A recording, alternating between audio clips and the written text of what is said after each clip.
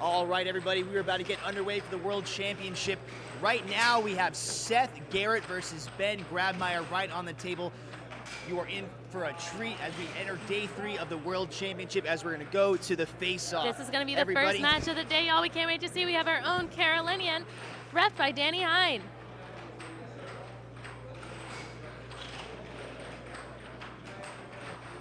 All right, Seth Garrett is a North Carolina player based out of the Raleigh area. He lives at the Foundation, a very popular air hockey spot. He's facing against Ben Grabmayr, I believe from the Colorado area. Ben actually yesterday went through a streak of defeating several North Carolina Titans. Joey Liss, Ray Nugent, and Alan Odom, also known as AO. So he's going to try to get another feather in his cap by defeating Seth Garrett, but not if Seth has anything to say about it. He's going to try to stop him in his tracks. We're going to go to the face-off. Ben gets possession. And we'll immediately draw first scores. blood.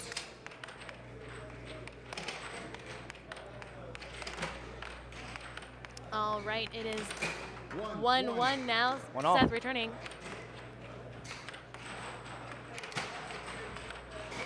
And you can see here Seth has got a number of very high-profile players in his corner out here supporting him. We are big believers in team and community here. We see the Carolina shirts being worn by many. It is now 2-1. Seth is in the lead, but it is only 1 point. Puck goes flying.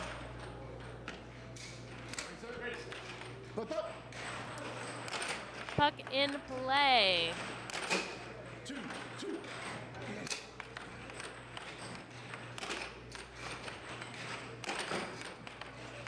2-all.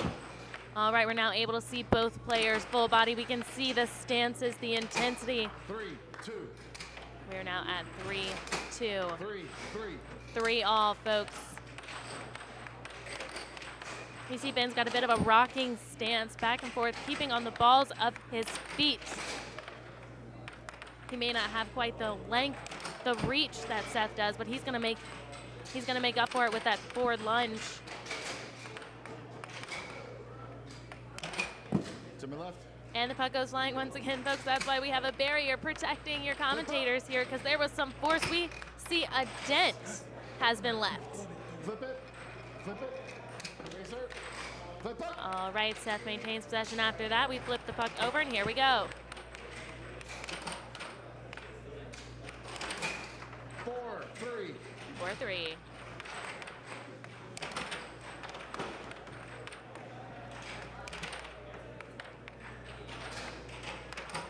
As you see, when we get to this high level of play, it's rarely going to be a runaway score.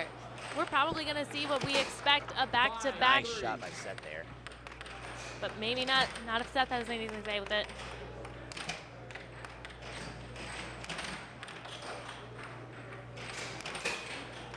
Nice right wall under by Grabmayr there. That puck touches the top of the table. That will be considered out of play and make it a foul. And just like that, we're tied 5-5.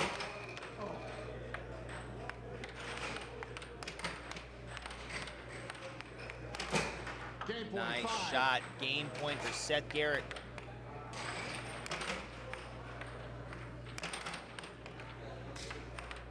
He does not want this to go to a 6-6.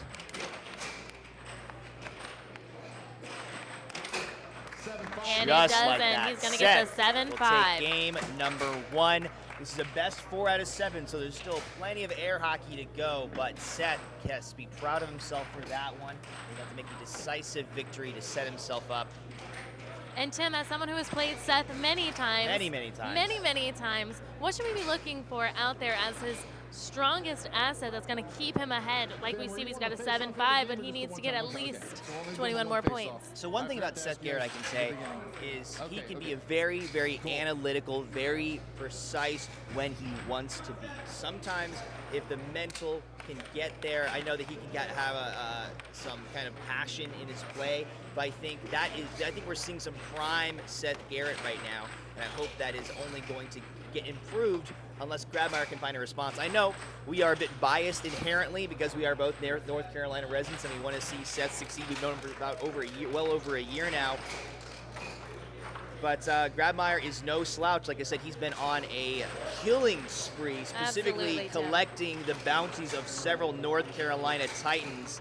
Seth has to be that wall if he wants to keep himself in this tournament.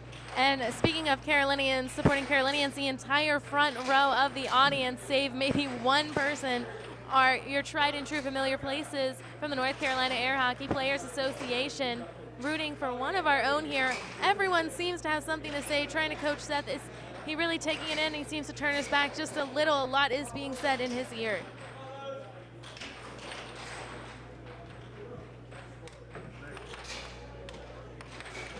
All right, you ready, And sir? we see Ben on the other side really just use the opportunity to recenter, refocus, and keep to himself. We're going to enter game number 2. Seth. Right out the gate. Decisive shot. 2-0. 2-0.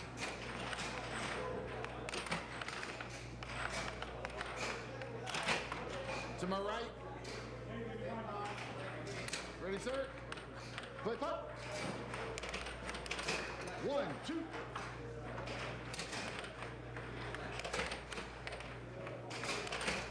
Three, 1, 3-1. Fast pace, moving quick. 2, 3.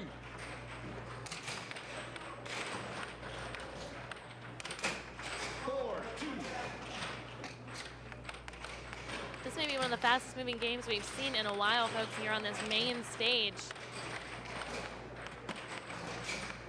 Both players have been playing nonstop for 2 straight days. I know many of us were out here past 1 in the morning trying to finish up some losers brackets. But 5, 3, we're not. 5-3, Seth Garrett 4, 5. returned. Back and forth. These are very, great offense from Seth there. He won the last game 7-5. Might try to make this 7-4.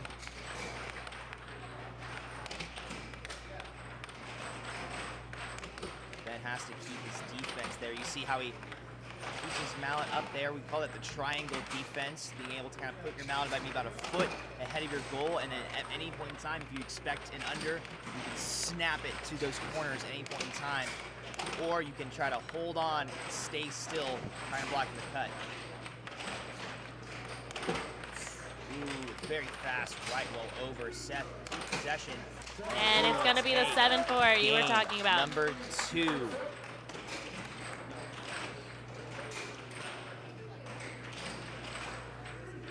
And if you're Ben right now, Tim, what are you thinking? You see that one player has the entire stands in his favor. He's coming from a smaller represented state. Well, I mean, actually, you can see, I think it's Brandon Namarro, also from Colorado, is here. We do have Brandon tomorrow. Thank you.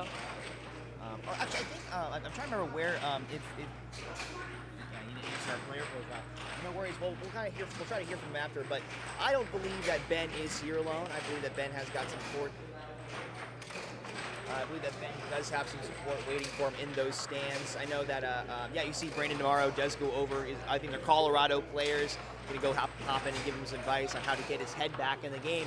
Being down 2 games is not ideal, but it is not a death sentence. I've seen much bigger comebacks, and we'll only see some more air hockey as we continue our 1-minute break.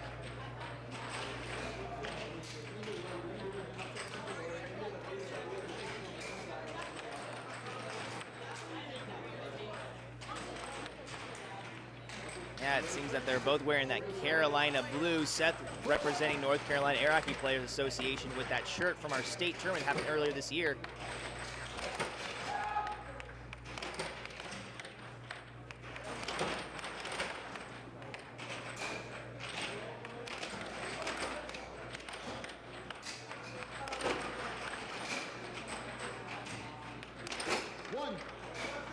All right, Ben has scored a point here.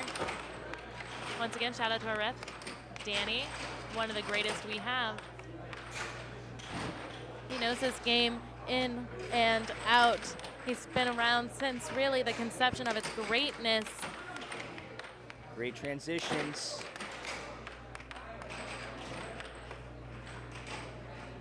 Pausing, holding, really lining up the shot.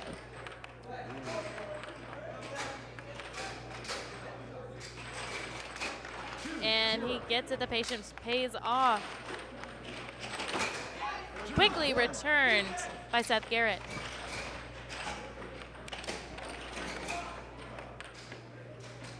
All right, folks. Watching a very fast-paced game here. You know, we asked Seth if he would be okay with us stealing one of our fellow Carolinians as a guest commentator here, and he said no, he wanted the support. So it'll just be Tim and I for this game. 2-2. Ooh, just dinking the goal there.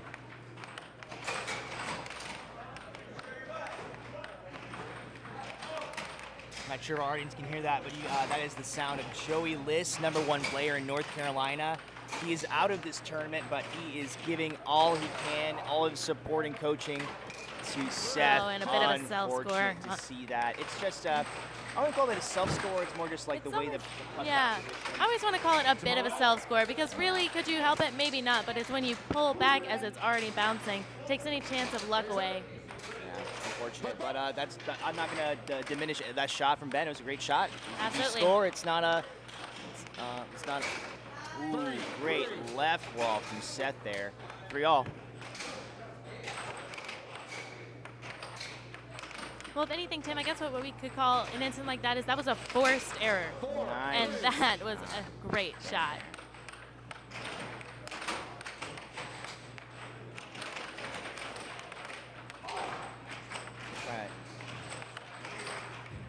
Transition off of this defense. You can see just like that, Seth being very methodical. Right wall under, 4-all. Quickly returned. Never celebrate your victories. Not that that's what Seth did here, because he is back in it. He's got the game almost on lock.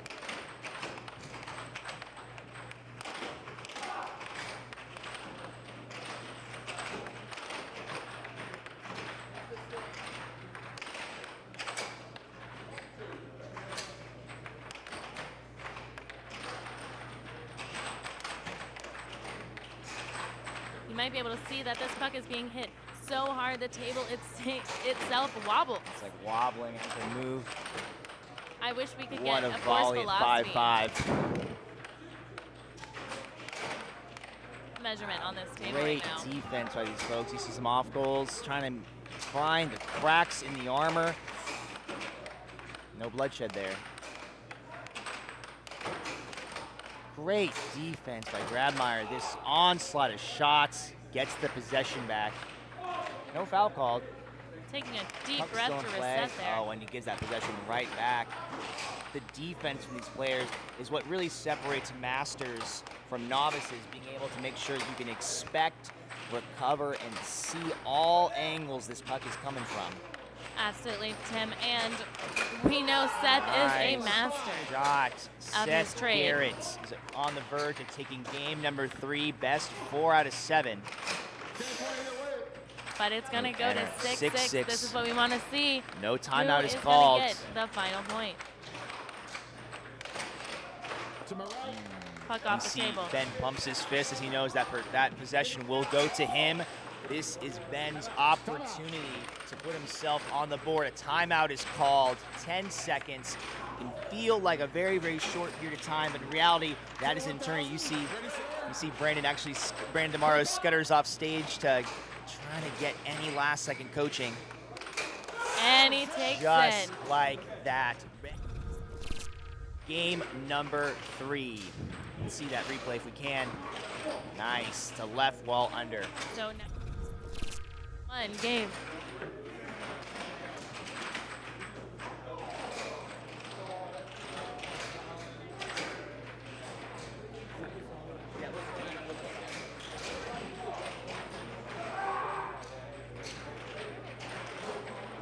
All right, players are going to take their 1 minute as Ben Grabmayr has 1 game to Seth's 3. We're going to reset our scoreboard and get ready. Oh, Seth's 2. Seth has 2 games, Ben has 1. Apologies.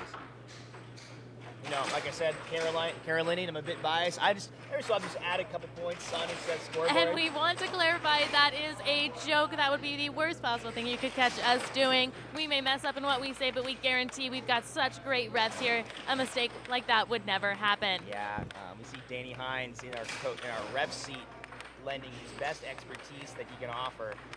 Making sure that everything is kind of above board, because when you're playing the fastest tabletop game in Take that ping pong. Take that ping pong. Sometimes your eyes can deceive you. So having these some shadow refs on the stands behind them, keeping their eyes and making sure that any overs, any kind of fouls are making sure they're being called properly. And we see Seth here trying to stay as active as possible, keeping up a dribble at all times, whereas Ben is going to step away, take just a swig of water, like we saw earlier, just reset, recenter. He's going to come at this little mild-mannered. He is ready to go now, and Seth has gotten just a last-minute wave of encouragement from our very own Dame Anderson.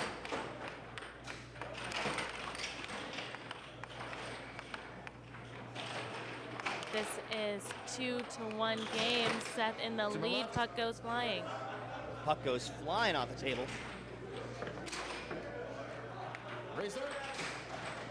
Possession Ben. And he makes quick work of it. Oh, I didn't see it. All right. A puck from another table had gone flying over here to main stage. We had a bit of a pause there. If you were wondering why, that would be it. Speaking of flying pucks, we've got another right into the stands, but luckily our barriers are in place. All right, racer. Play puck.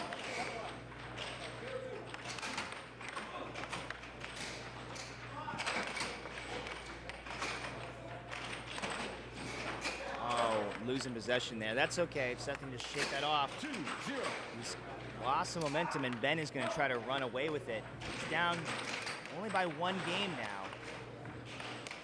And you mentioned this earlier about Seth. He is a very methodical player when he wants to be. As long as he keeps his head together, he is able to be disrupted. We can see something so fast, so abrasive, and he's already off his game. I'll be honest, I'm actually getting pretty emotional right now watching Seth on this table. I've known Seth, like I said, for about a year now. He actually coached me during some of my games yesterday, trying to get me through my own spin-off bracket. So I know that Seth really loves this game. He loves air hockey. Great over by Grabmayr there. Grabmayr doesn't care how much Seth loves this game. All he cares about is getting 7 points and that goal. Well, we heard before in an interview, when you get on the table, you're no longer playing a person, you are playing a puck. So I'm sure these two are not thinking at all about each other, only what is directly in front of them, what that round disc is going to do next. Ooh, I almost thought that puck would slide in there. And he is able to return with that after such a Rally. yeah. Get himself on the board. This is a much different Ben we're seeing in comparison to the past couple of games that started us. Ben Grabmayr up 4-1, going to try to tie himself up in this game. But Tim being down by 3 doesn't mean very much. Whatever advice Brandon Demaro gave might make a difference here. And what do you think has been the best advice, Tim, when you're in a moment like that, when you are so close to being down and out? We see a lot of times coaches come in and it changes players' perspective completely. What is it that they are able to offer? Well, all it takes is a coach, and sometimes all they will do in a matter of a couple seconds is they'll just name a shot. When I was being coached by Seth yesterday, popped out of the goal there. Very unfortunate for Ben. All it takes is maybe a couple of words. So at one point, I think I took a 10-second timeout, and all Seth did, he looked at me and said, reverse cut. Or he'll look at me and said, and he'll even say, do your best shot. Maybe find out what's working and do that, especially as we hit a 6-3 grab. He's on the verge. Timeout has been called. Game number 4 for himself, his second game there. Timeout is called, 10 seconds on the clock. 10,000, you ready, sir? Ben has possession.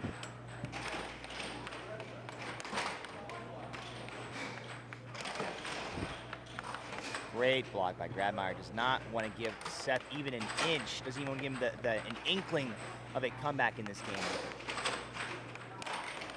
Being able to score 4 points in a row unanswered is not unheard of, but it is quite difficult, especially against a player of Ben Grabmayr's caliber.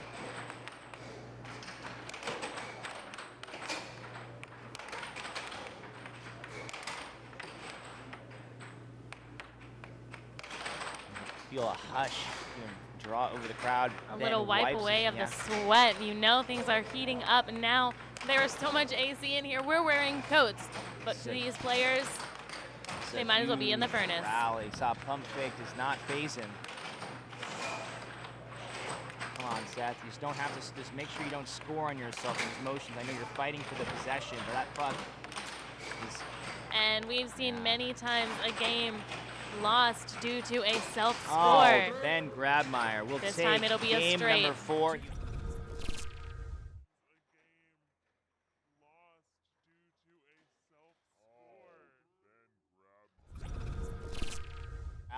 Around Ben to give him some insight, and you see, we can see from our left side of our cameras. You might be able to see kind of the folks kind of rallying around Seth. You see his girlfriend, Sarah Mann. You see Dane Anderson, also from Colorado. Maybe he's giving him from Colorado. He's a Carolinian now. Yes. You see Joey Liz. You see Alan Odom. Just kind of popping in, keeping him hyped, keeping his spirits up, because this is not the time to slow down. And we know Seth will take guidance, especially from Joey. There is such a mutual respect as those two have gone head-to-head for just about every allocate you can think of. Yeah. Especially here in North Carolina, we have had the pleasure of watching them go head-to-head at least 3 times a month, and it is always, always a crowd favorite. Yeah. Both Seth and Joey have previously held the #1 spot in North Carolina. It's currently held by Joey, but Seth is playing out of his mind to the best of his ability.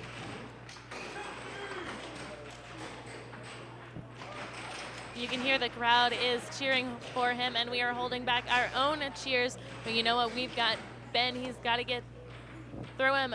We saw 2 back-to-back games where Ben Grabmayr absolutely refocused and really just nailed it. There is no such thing as a slouch here on our main stage today, as we are in day 3 of the World Air Hockey Championships in Houston, Texas. Everyone deserves to be here at this point in the game. It could go to anyone. It's gonna be 1-0 Ben.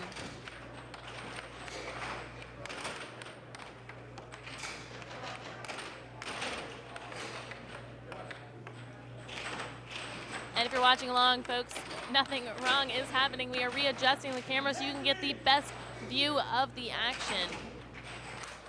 We had a puck off the table. Possession is going to go with Seth. Keeping track at home, folks, it is 2-2 games. We are discussing with the ref, but we're back in action, puck in play.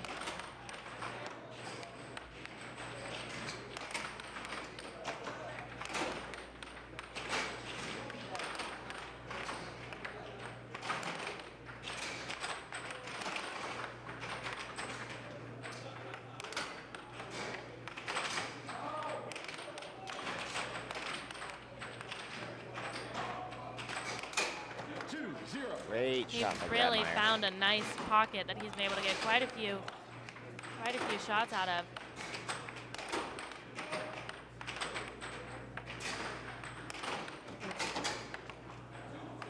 Great catch by Seth there.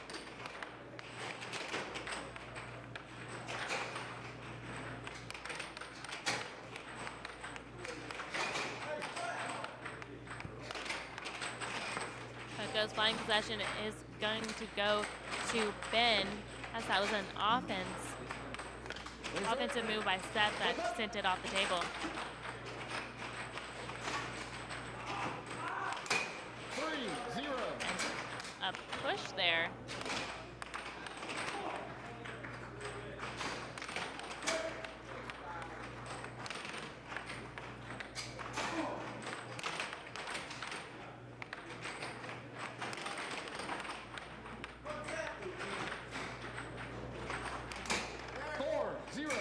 All right, we are at 4-0. Ben waiting for Seth to really pull it out the bag right now. We saw maybe there was some frustration with himself as he went from 2-0 to 2-2 games, just like that in a row losses.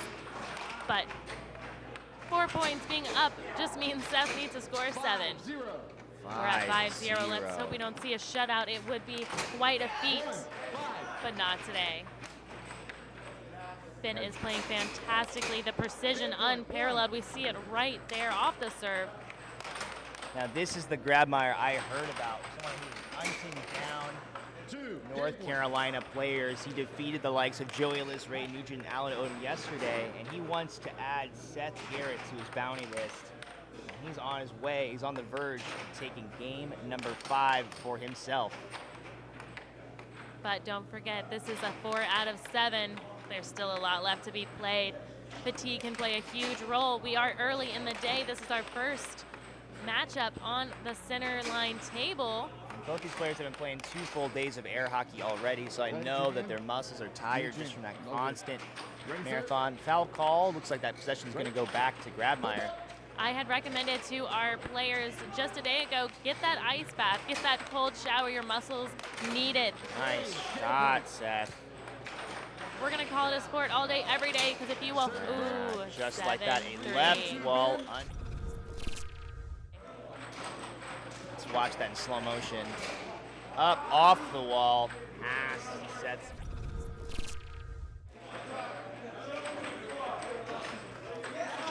You can hear Joey Liss calling from the sidelines. You are in CEL. Show them who you are. That's what we want to see out of Seth right here, right now. The crowd is getting Joey's electric. literally doing jumping jacks in the corner. See And the likes of, yeah. This is what it's about, folks. Team and community. Jumping jacks on the This is a game for North Carolina with Seth's name on it.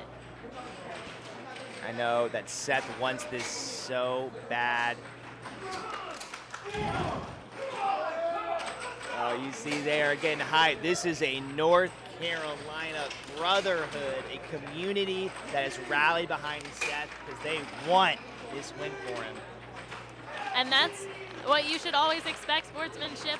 You know, just because you're out of the tournament doesn't mean you stop watching. It doesn't mean you're not invested. Your team's victory, your state's victory is your victory.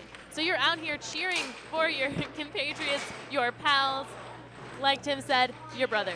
Yeah, and like I said, like so many folks like know Seth in this community as we're gonna go to game number 6. This is potential match game for Ben Grabmayr.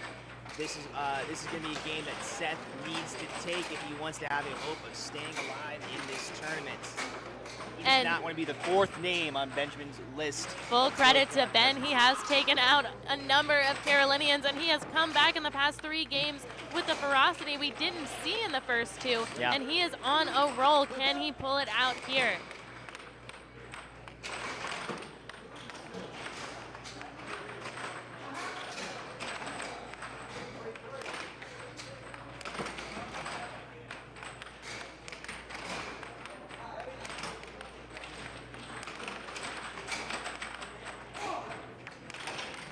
Oh, fantastic block there.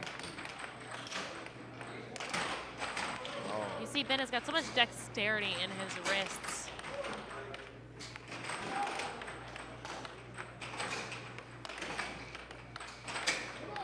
Got another solid block. Possession is maintained and turned over, and Seth is going to use it to score the first point of game 6. In and out of the goal. A little bit of luck. Of course, they were there. A lot of skill.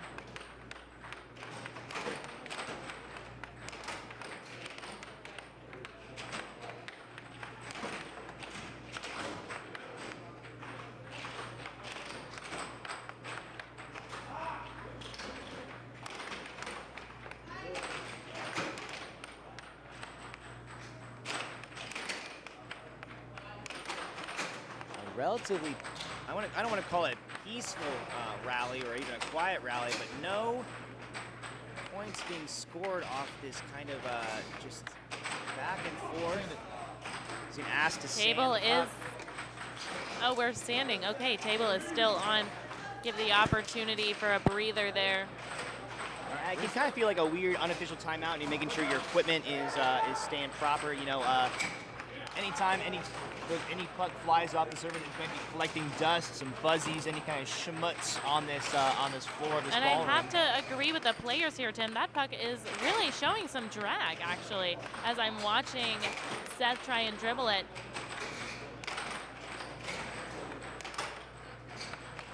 When you grow up playing air hockey in bars, arcades, kind of anywhere, like bowling alleys, laser tag arenas, anywhere you can find pucks, like you're gonna find kind of varying levels of quality in the equipment you're looking at, right? And so, so some folks will be playing on and learning on different types of tables, different brands, something that we would consider not USAA sanctioned.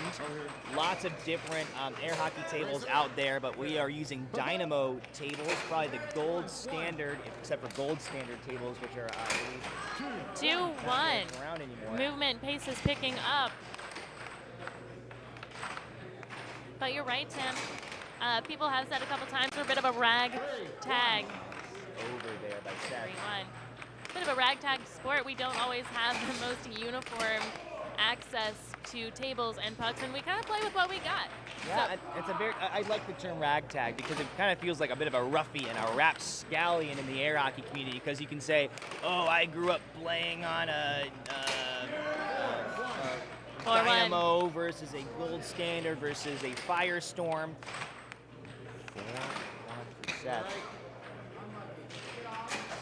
Puck is off the table. Possession, Seth. This is the game for Seth to take if he wants to get to Game 7. And we are all holding our breath, hoping that's exactly what we're going to get to see. There's a phrase in the air hockey community when we reach a really pivotal points, like a 6-6 or a kind of that final game. It's called get hype. As we find ourselves 5 points to 2.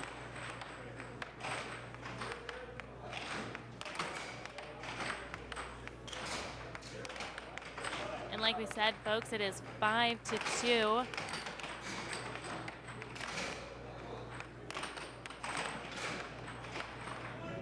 Still any man's game. The focus on Ben's face. It's frightening. I would hate to be up against it, if we're being honest. Ooh, there, nice. he's going to use Right, it. well, He thought under that from through. Grabmayr there. Nice. All right, game point 3. The crowd is on the edge of their seats, holding their breath. I see some hands balled into fists now. Trying to hold it together.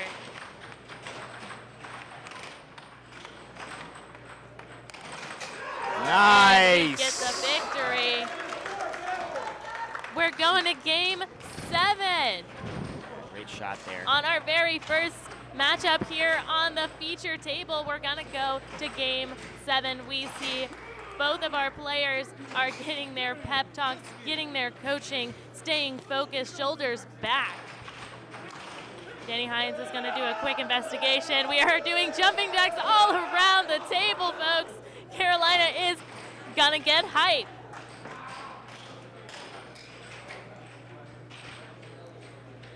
This is why we love air hockey. It is a community sport. We may be playing one-on-one, occasionally doubles, but ultimately we are here for each other. We're here to have fun, but we're gonna go for gold every time. Made some eye contact here with Seth, and when I say go for gold, and you know, I have all the faith in him. Ben's not gonna let him have it easy. In fact, I think Ben could take this himself. He has got the mentality behind it. He has recentered once again. He's less likely to feed into the crowd like we see some of our Carolinian players, and he has beat so many of them in quick succession recently. We'll find out if Seth is gonna be the next casualty or if he is walking out into another round. We're gonna sand the puck again. It did go flying many times in the last game. Danny Hines, with his expertise, is testing it. It seems like he agrees there's some drag or something on it because it is being sanded again.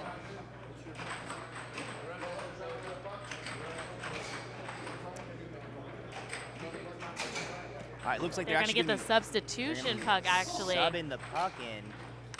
And I don't know if I agree with that necessarily. I mean, you've been playing 6 games with the same puck, and to switch it out on game 7, it's a bold move, Cotton. Let's see if it pays off. Shout out to Greg Givens. It's a bold move, Cotton. He knows what we're saying. Yeah, Greg called me out and said, I'm counting the times you use it, so shout out to Greg well, for that. keep score. You know I love the stats, folks, and not everyone is willing to give me their own stats. We'll talk about ours.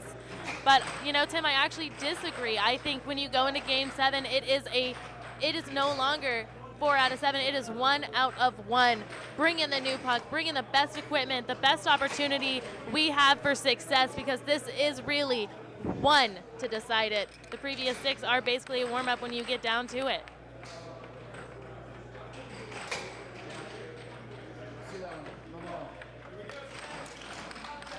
And we're going to get started.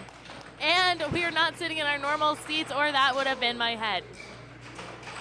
We see Ben trying to dribble the puck. Luckily, that was not called puck in, or else that would be considered a foul. We're seeing how they feel about the quality of that puck, making sure that this equipment is in the most pristine condition. Game 7. We hear it from the crowd. If there's a time to pull out. I said all game the stuff. 7. Here we go. That's all I said.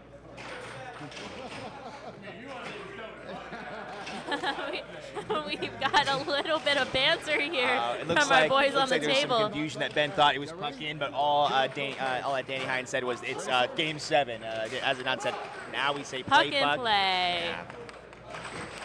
And they're all those are all acceptable ways of saying, you know, the game has started. It's called puck in, play puck, let's go. I don't know, whatever verbal confirmation you can hear from the ref. Well, you know, Tim. Ben swats it like a fly. Hey, great shot. Every Forearm point action. is a victory 1-1. in and of itself. 1-1. All right, there's going to be You know some. that Seth wants this almost more than anything. And he's going See to it on go. his face, the frustration, the intensity, the passion both of these players are bringing. Great block set there. Oh, right wall under. We're This is seeing what a it's all revived about. Seth We are in only- this game. It's early in the morning. It's the first. That puck And again, flies. at the commentators, we will be the first casualty, it seems, of today. I won't take it personally, but I will put my body in line for this game as much as these players will. Absolutely, and they will too. Ooh, Right nice. off the possession. I felt like a little bit of an off speed too, like almost like Yeah. Seth dodged out of the way, expecting something else. You know, Well- that left roll under that Grabmayr's been pulling out. It's been something that is kind of just flying under that mallet. Able to pair that with a cross or a cut, and he cross just like All that. right. Ties us 3-3. Right wall over. Finds his way, not connecting. Nice under from Seth. Half our audience is on, like some of our audience is even on their feet. I don't think I could be able to sit down right now if I was watching. All right, 5-3. It is a point is a 2-point victory. lead. He just needs 2 more. But don't crack. Though no, we Ben can't- right here, we've seen him come out of a bigger deficit to win it all. It is only 1 point separating the two. We can't count Grabmayr out yet. We've seen bigger comebacks. It's only 4-5, and in a moment, one twitch of a mallet, Garrett has 1 point before he's able to defeat Grabmayr, being the one North Carolinian actually able to take down this bounty hunter Ben, but not without a fight. 5-6.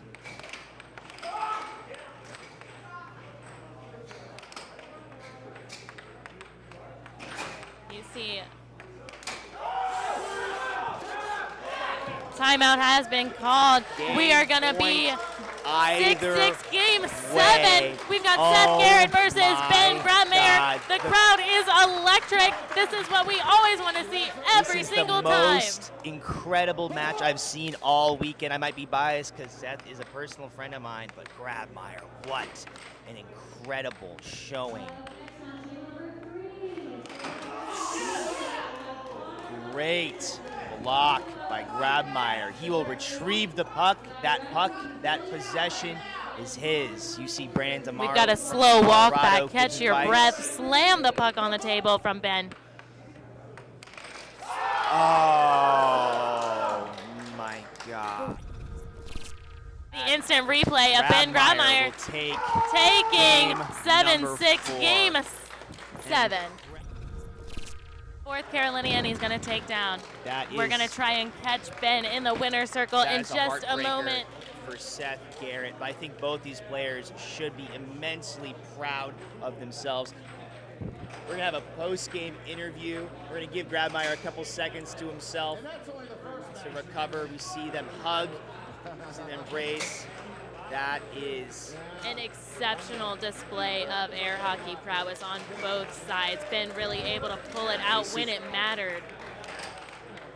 an absolute incredible showing. Huge.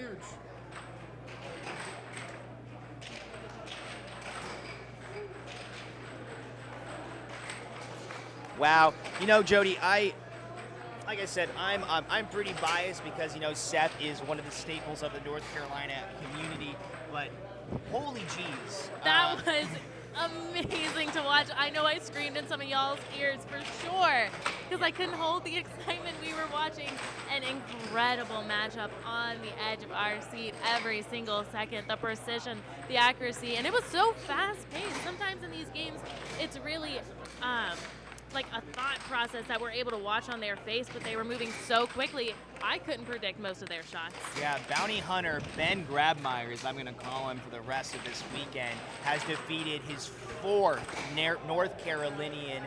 He has found the special sauce. He found the cracks in the armor against Seth Garrett, Joey Liss, Ray Nugent, and Alan Odom.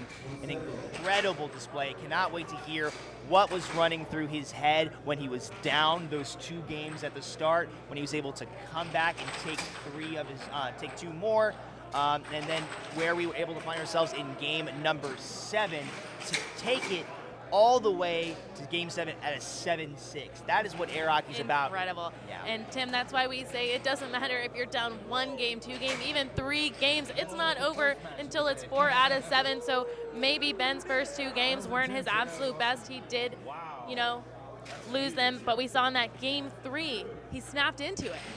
And we watched him carry that energy all the way through Really to that turned on. .7 at a 7-6 game 7. Yeah, all right, we're going to go try to grab Ben if we can. I know he's getting some really great feedback from his fellow players.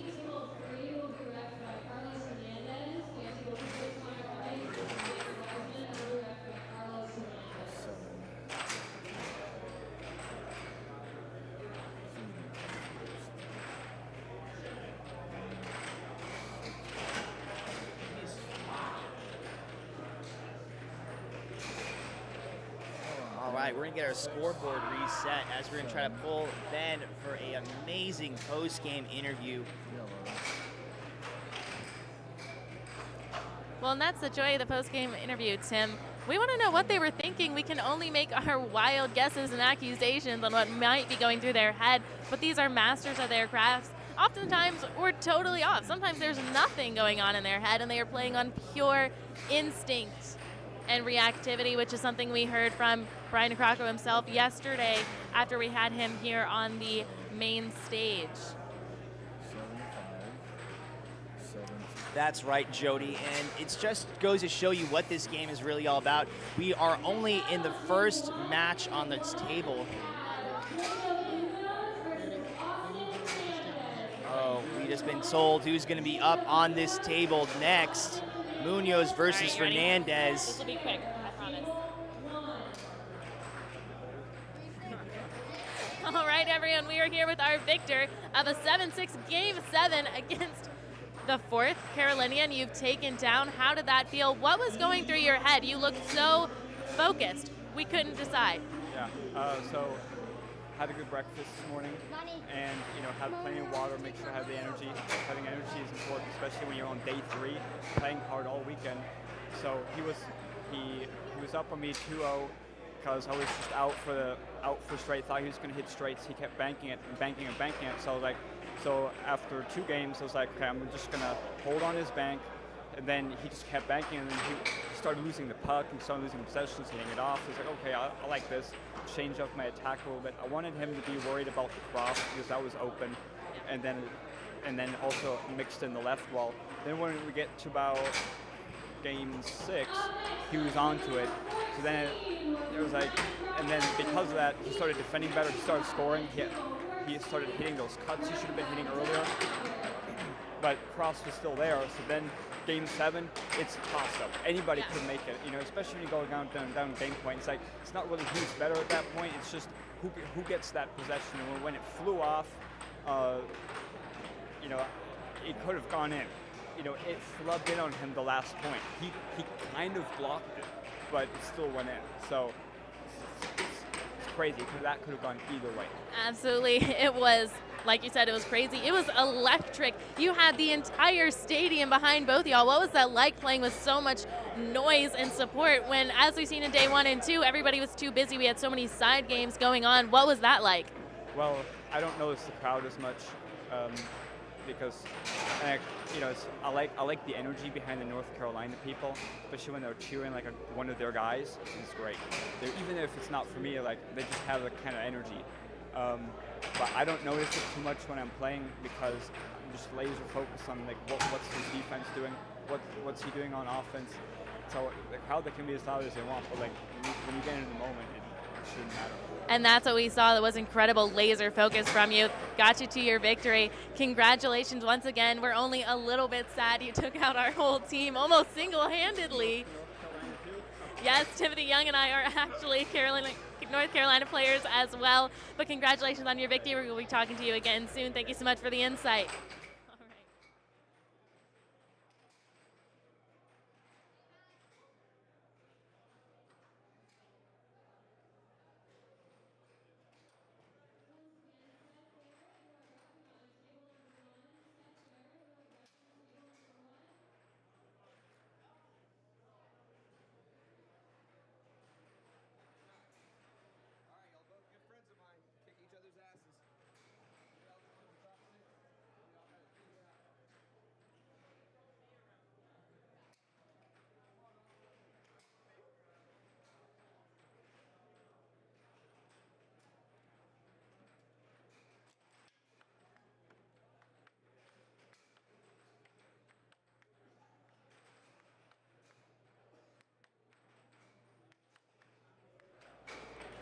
All right, everybody, an incredible match, and we're going to be followed up with another one right on the feature table. We are not slowing down. We are going back to right back to it. We're going to be looking at Jacob Munoz versus Austin Fernandez.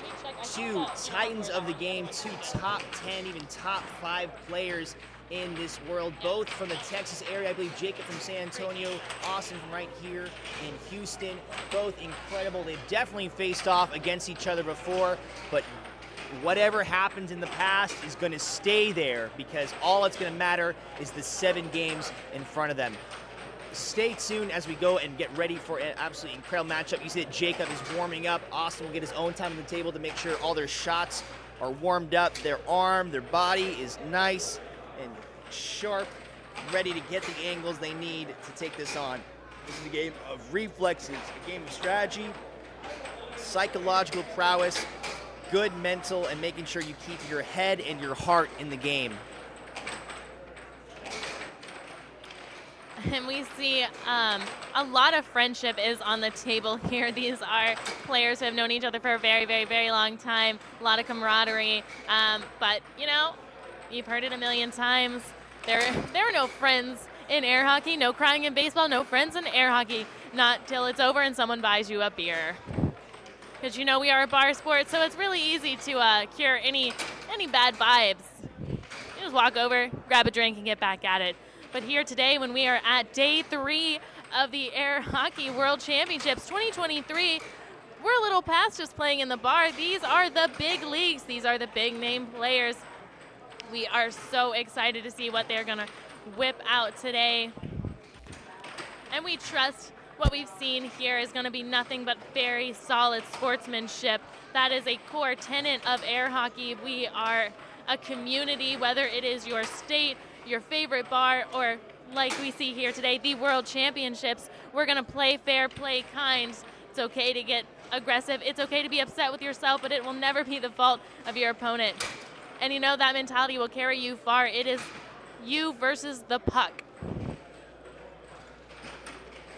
Our ref is gonna be Seth Garrett, who we just saw in the previous match, lost to Ben Grabmayr, a stunning victory.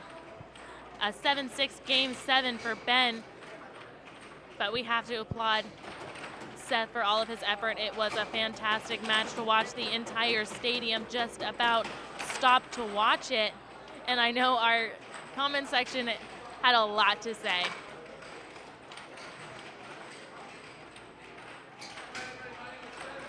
All right, we're gonna get started. Seth is going to begin.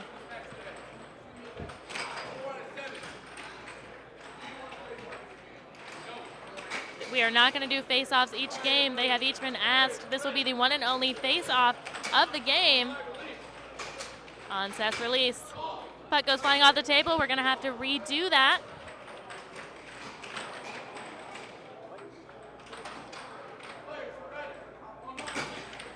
All right. Once again, it is off the table. We're going to go for try number 3. These players just know each other too well.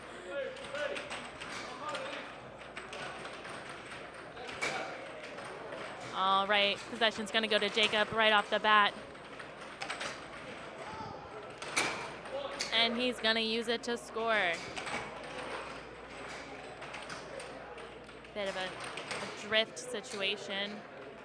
Possession by Austin. Ooh. Some might have thought that was a foul, but it actually did not touch Jacob. He's able to get Austin to jump. 2-0.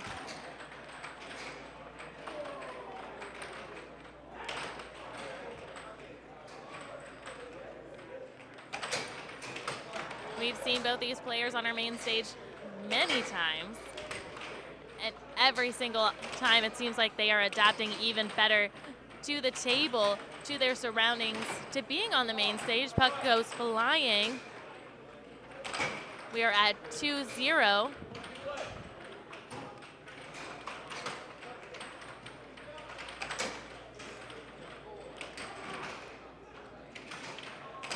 Was a very fast cut there.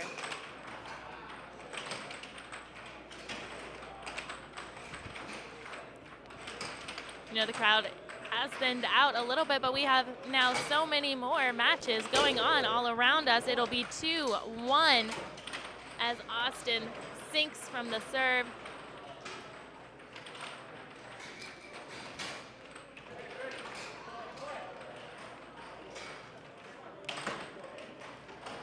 Great catch there by Jacob.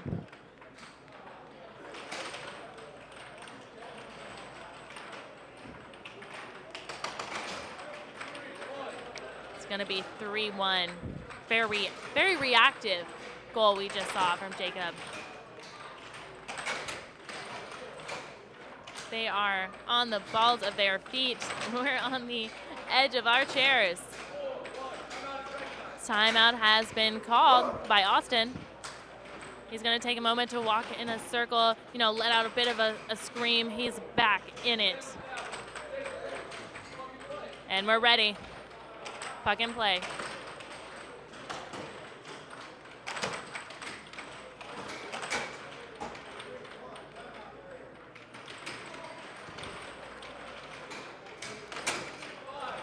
All right, 5-1.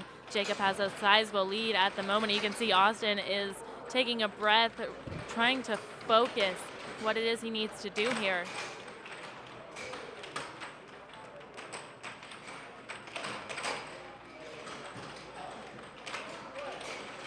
We had to flip the puck, but it is still in play. This is gonna be game point 1. Does Austin have an answer? What is in the tank right now? Jacob only needs 1.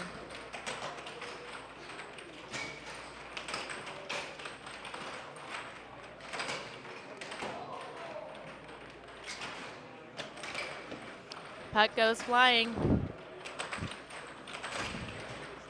Barely a second to it. Recognize it was gone.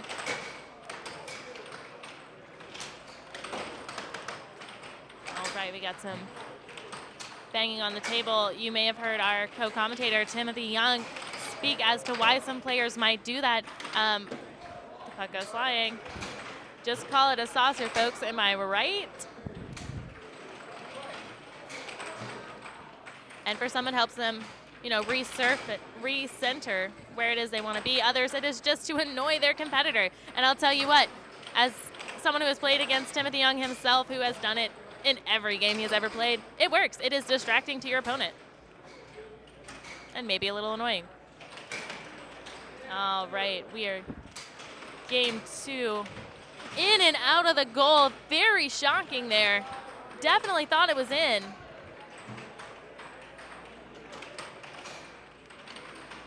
Playing up at the line here. Kind of switching up the strategy.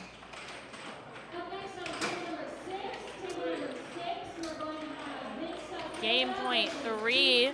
Got 2 unanswered points from Austin.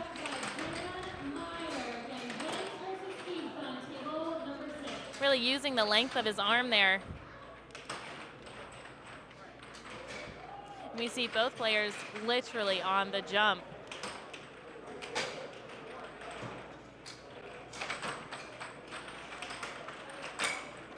Jacob has not been able to regain possession. Let's see what he does with this next. There we go. That's what we were looking for, and it's going to be game point 7-3. Moving forward, it will be 1-0 for Jacob versus Austin.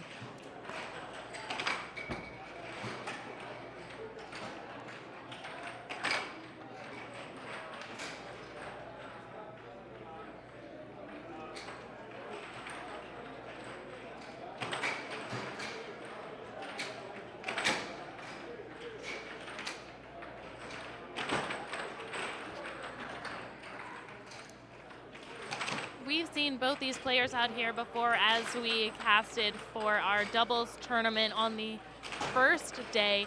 We know for a fact that these two are absolutely unmatched, incredible competitors. And usually when they're in between games, depending on how they're doing, they're really not ones to interact with others. They're not really prone to chatting with any sort of coach, mentor, or teammate. Because usually they're teammates with each other. Keeping things cordial though. Creating that line of separation. Taking the break when you need it. You gotta hydrate. As you heard from our winner in the previous game, it is day 3 of non-stop puckin'. Y'all, we are tired, the muscles hurt, they ache, but that's what makes it a championship, and that's what makes us a sport. We're going in.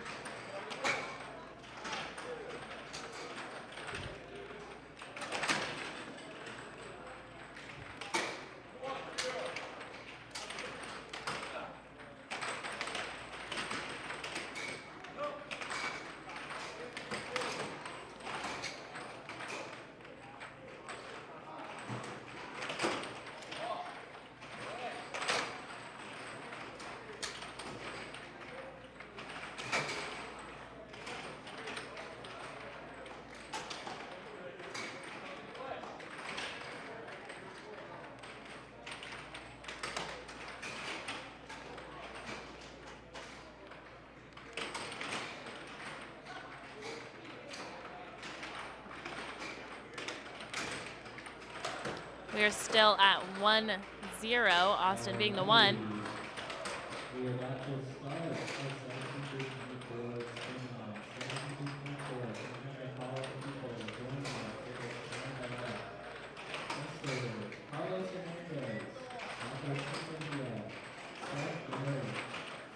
we'll take this moment to give a shout out. We are 1-1. To give a shout out to everyone on the stream team. Puck off the table. On the stream team helping us get through this. Just so you all know, everyone on the stream team has been a player. We have all been here for 3 days trying our absolute hardest to get our own victories while cheering on yours.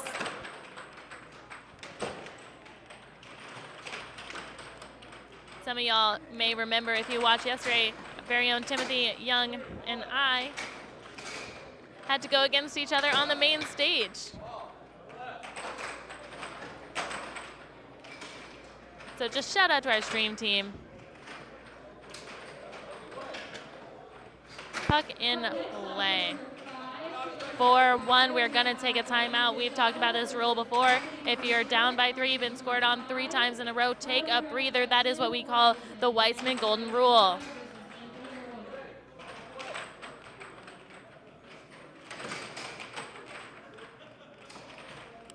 Again, you can see on the scoreboard we were at 4-1. The opposite of what we saw in the game just prior, where Jacob really ran the table most of the time.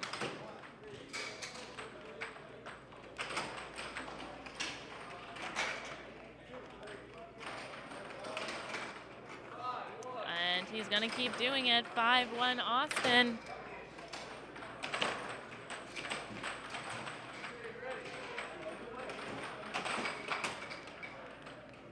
What is the strategy here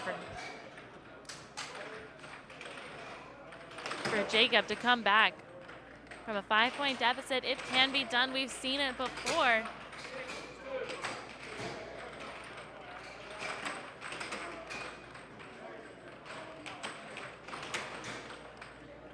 In and out of the goal on that one. He could have ended it right there. We are game point 2. In possession is Austin, who only needs 1 point to cinch this victory. Puck goes flying.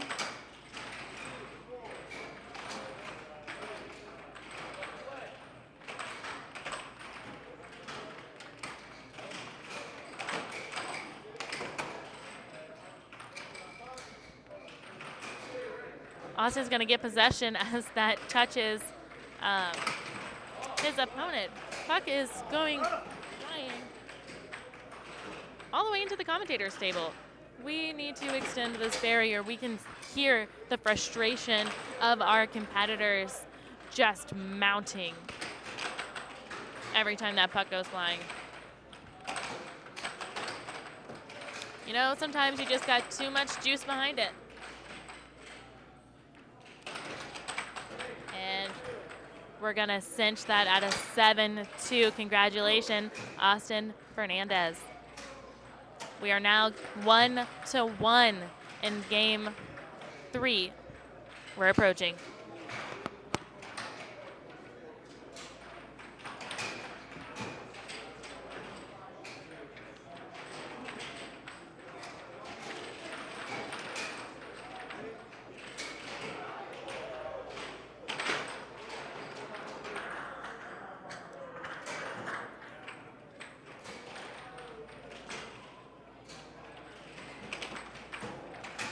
Some stretching and a little bit of pacing. I think right now for Jacob, it's going to be a little bit more of a mental focus we see him working on, whereas Austin is trying to keep the heart rate up, hydrate a little, stay in motion. As you know, stagnation kills, and you never want to be stagnant going into such a fast-paced environment that is Air Hockey 2023 World Championships here in Houston, Texas.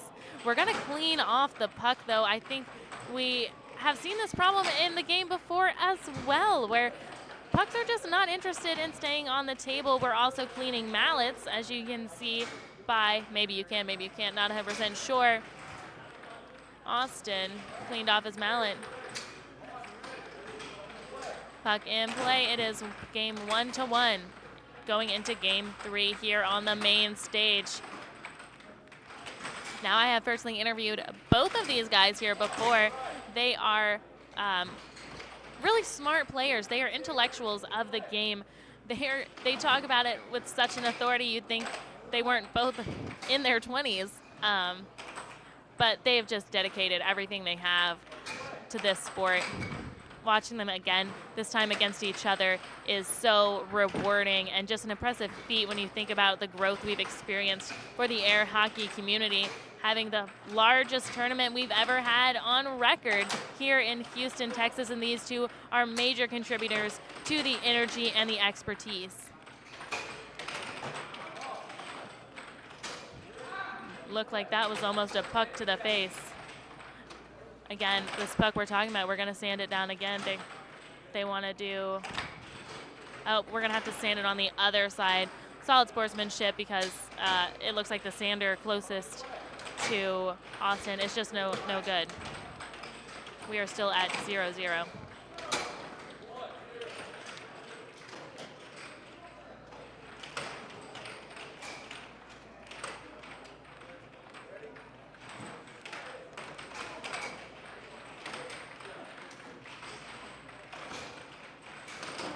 You see what we call throwing some hip by Austin. Gonna get that 1-1, really jamming up on the table, moving it with every lunge for the puck. He stays on his toes, he stays active.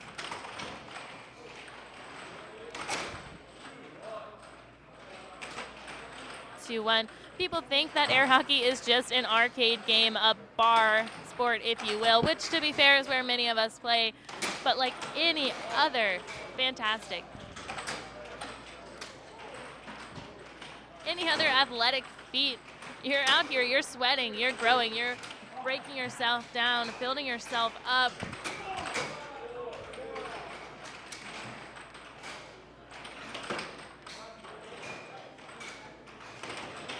If you have to go home and put on ice packs after a bar game, maybe it should be a sport. And we really believe it is. The puck goes flying once again. 4-2. Jacob in control.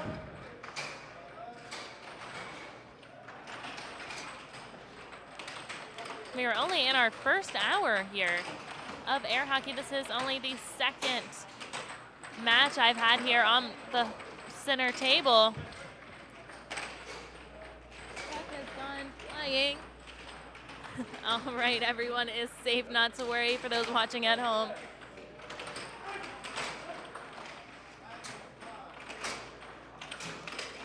That's something we're going to see a lot in these higher level players. Their defense is so strong. They move so quickly with so much force. You know, a puck can't take everything. Even just a smidgen of air gets under that pocket and it's out of here. In the crowd, we have our very own Phil Arnold. And puck is back in play. It is a 4-2. I'm telling you, we should make plexiglass around the table. Something is up, and ref is going to take a look at the puck. We are going to take a pause for a moment because something is not right with this puck. It does seem to be abnormal. We are going to use a substitution. So this is a call by the ref, Seth Garrett, who knows these rules in and out. I've watched him recite them before. We're going to get a new puck on the table, see if we can prevent some of that off the table from happening. Both players are going to feel it out. This is really this is a timeout from the ref, so they're going to give the athletes an opportunity to experience with the puck because they are mid-game. And the commentator's table has officially been hit for the first time this 3-day weekend. Our very own computer was almost a casualty.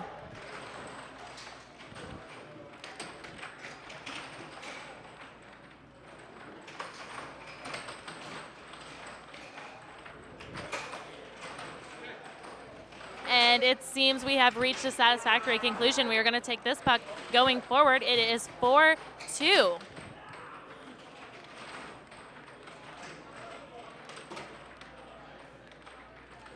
And in mind it is 1-1.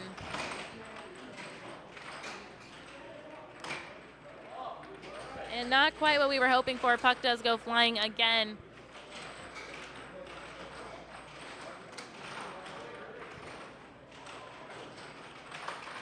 Puck is in play.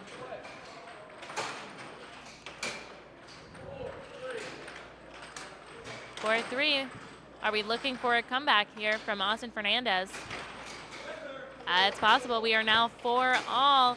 Seems like the momentum is picking up. The puck has stayed down for an entire 2 points. That's the best we've seen so far in this game.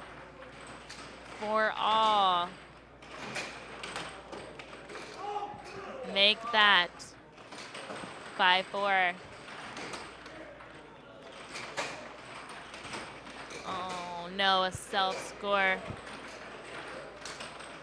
Game point 4. This is Austin's to win. That's just such a devastating mistake to make so late in the game.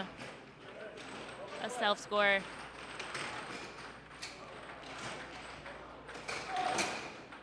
But he's gonna make the comeback. Timeout has been called.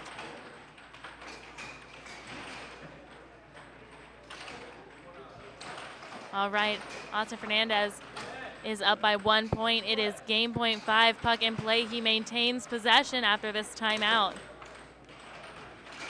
We saw a little jump, a bit of a switch in his stance there as Jacob just sends it full force.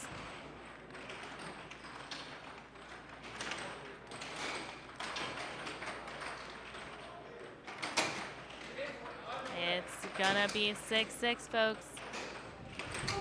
We knew we were going to get greatness out of these two. I'd seen it before, but we are energized watching how this 6-6 is going to go here in game 3.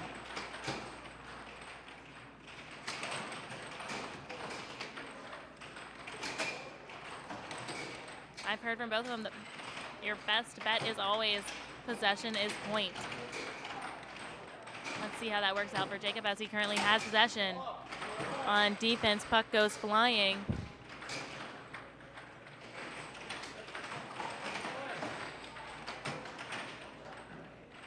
It's always puck goes flying, never puck takes a walk. A cab, you know. Just always airborne. Lost a mallet. Lost a mallet, lost possession. Watch the language here, folks.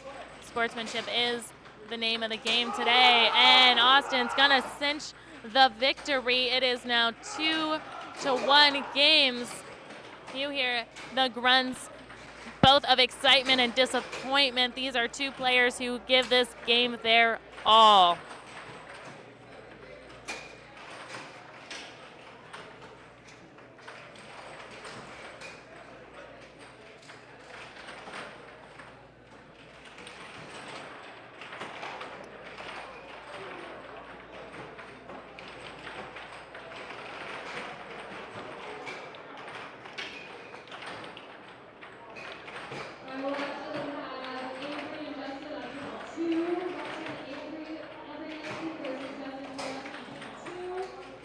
So it is now 2-1, Austin Fernandez to Jacob Munoz. Now, it's got to be hard when you're playing against the person you normally would consult. When we see a doubles duo split in half and up against each other, it always adds another element to the gameplay. Another, you know, you lose having someone in your corner and all of a sudden you're playing against the person who would tell you what to do. Been there, done that, have never loved it. And Danny Hines is going to come over and make some inspection on the puck, see what is going on with this table. Why are we seeing so many pucks just absolutely ricochet off this table? Is it a puck? Is it the table? You can see both of our competitors are over here not arguing with Danny, but trying to get him to see what we have been watching this whole time. Seth, as the ref, is also speaking with Danny, as Danny is the head rep.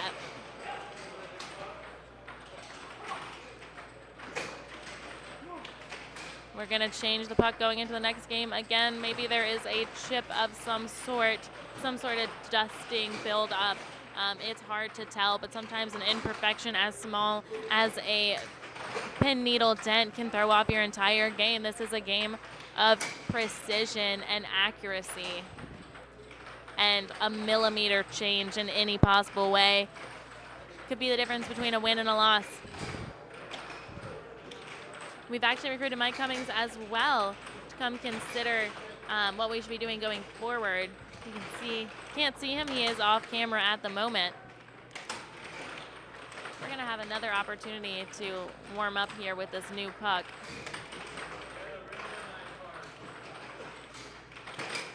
And puck goes flying.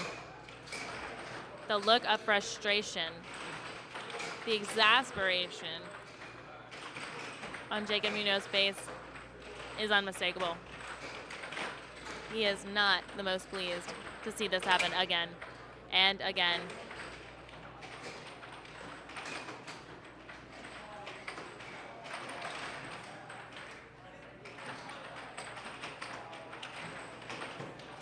Now, we did promise you all there will be some very exciting guest commentators here today. You won't just be hearing me and my musings. We are hoping to get some of our A-listers, some people who have been at this game longer than Tim and I have been around, period, to get their perspective on what it looks like to have such growth in the community. You can see the two opponents are trying to be polite in their frustration.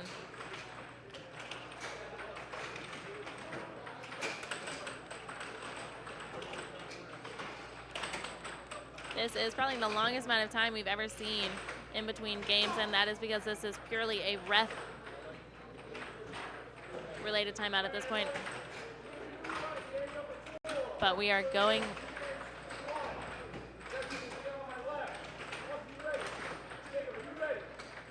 Both of our players are ready. Here we go. Let's see if they can keep that frustration from the game before,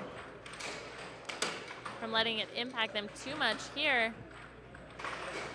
They're gonna sand the puck.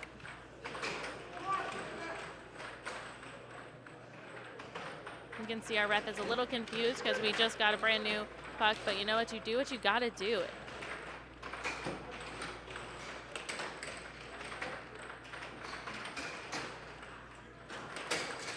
All right. Right off the bat, a straight and a response. Getting some rapid action, some speed and intensity. We are at 2-2 already. All right. Picking up the pace, all that frustration that we watched in the last game with these complications.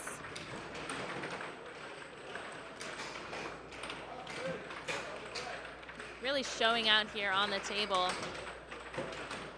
They've kind of had enough, I get it. Let's power through this, let's get it done. Each one of them sees victory as very feasible. Get to flick the puck here. Otherwise, fully in play.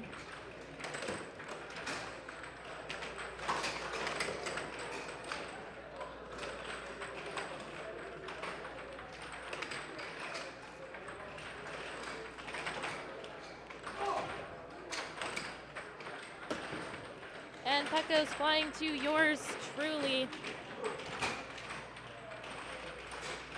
Able to get a quick recovery, no injury. To me, at least. That's nice. Table can't speak for that. And it is going to hit Austin Fernandez in the hand. You can see him massaging, shaking it off, trying to disperse that pain.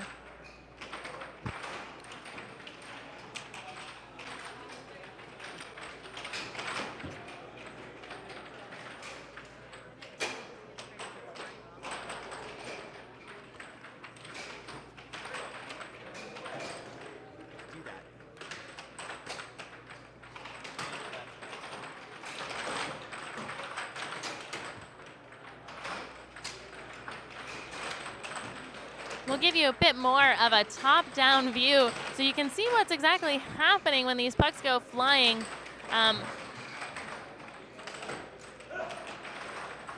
We are at 3-2 here.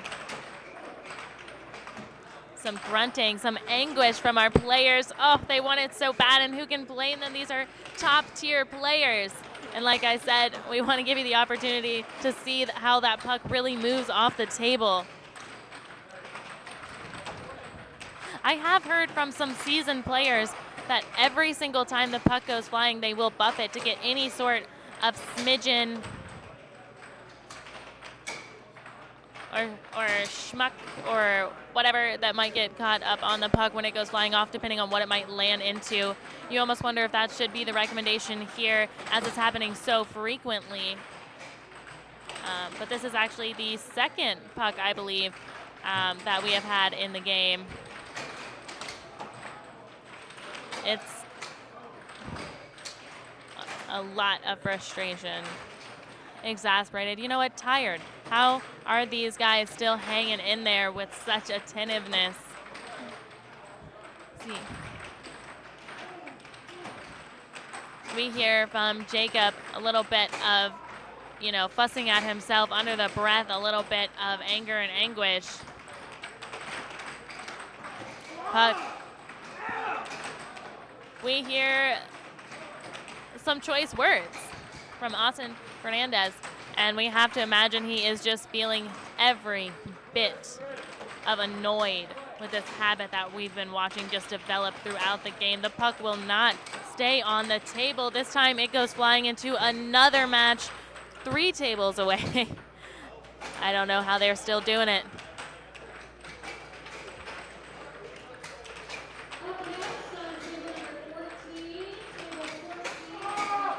Are we going to change pucks again? You know, this is not something we saw from these two when we watched them in doubles. This was not really a game style of theirs to have so many just ferocious hits that go right off the table. I will be asking some of our other folks, is it possible that this is a defect of the table? Because we did switch out our main stage table last night. This is only the second matchup we've had here today under the lights with me and Tim right behind them. Now, I don't know enough about mechanics. I'll be honest, I'm not an engineer, but I know athletics, I know frustration, and that's what we're watching right now.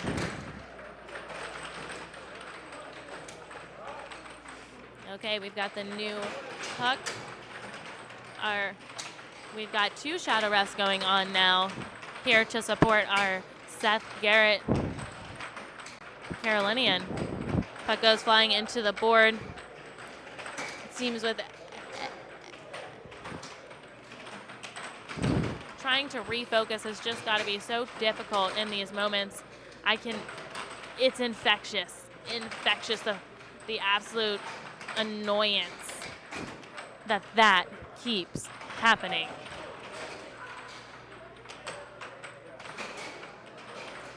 We're going to take a second, do a little bit of maintenance, a little bit of cleaning, see if we can get the mallets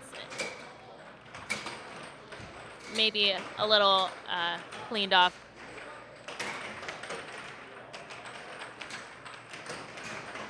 All right, it is still 3-2, folks.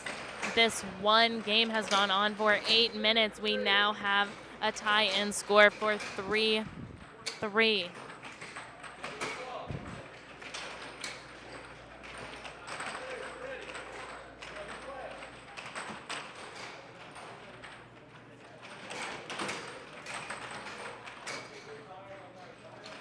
3-3, 2 games to 1.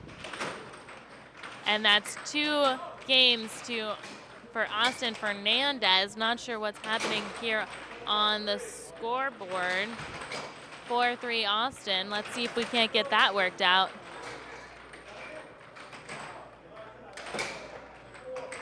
For all.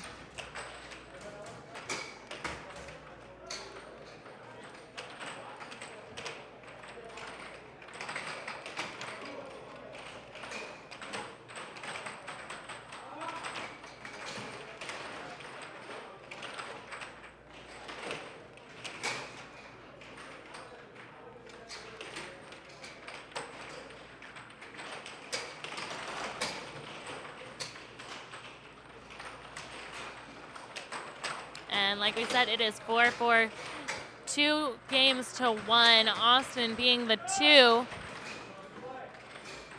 They're trying to play quick. They want to get out of here.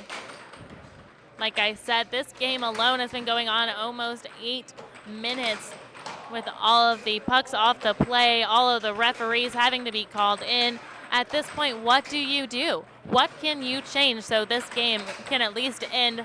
You know these are true competitors at heart. I myself would have been very, very likely to walk away after the first 10 minutes.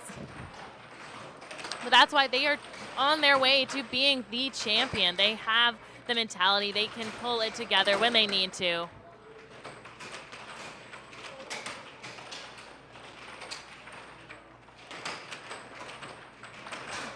Off the table, you have to just feel that for Jacob.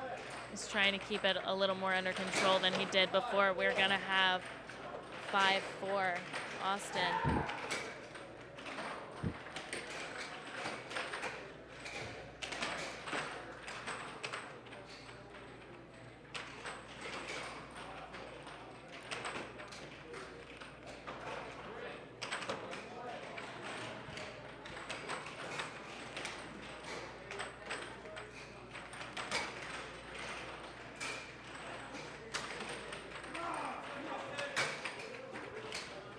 Got some jumping around, some criticizing of himself.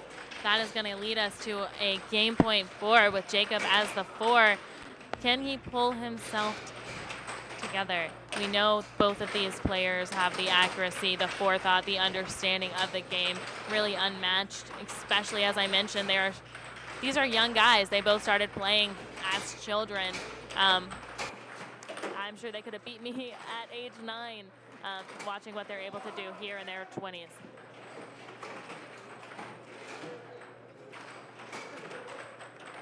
It has now been 14 minutes of watching the puck just full send off the table.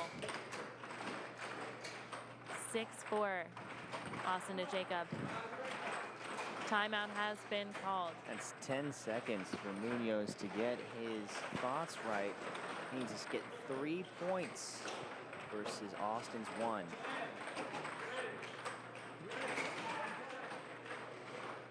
Puck in play.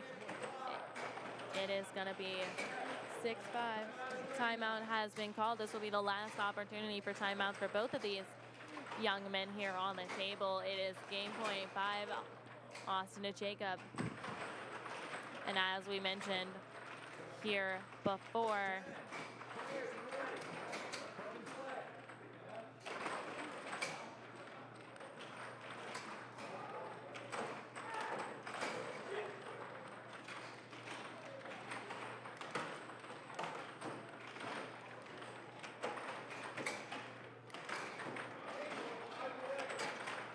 all right, game point either way. We've got a 6-6 here in incredible return Game by 4. Jacob, though.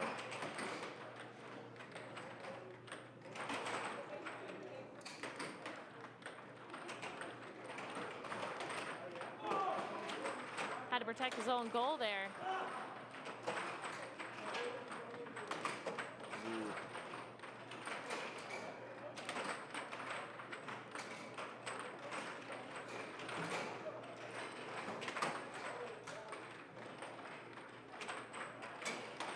And Jacob came back from a bit of a deficit Trying the transition. earlier Jacob on in this frustrated. match. There And it is. he's gonna take it. Wow, from being down from 6-4, coming up to beat 7-6. Austin Fernandez. Jacob Munoz will take that game. He will take those all day.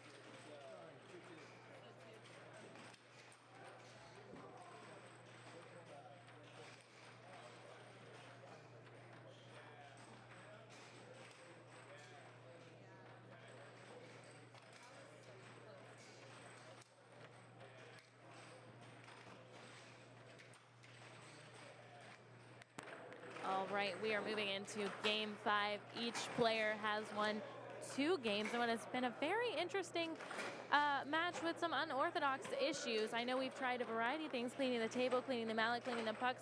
They have just maintained their airborne status for the variety of the match. Our last game went on for 15 minutes, not due to long volleys, but rather the amount of time we have spent trying to find pucks, find refs, find solutions. But we're in it, we're here, we're refocusing. We see both of our competitors trying to get out of their own head, give up some of that exhaustion as we're going to go forth into the 5th game. And that kind of administrative issues is something we saw yesterday with the, a table we had. The goal was having a bit of issues on keeping it, when so many players were kind of shoving their bodies into it. That created some lag as well. But hopefully the issues are resolved as we go into game number 5 between Jacob Munoz and Austin Fernandez.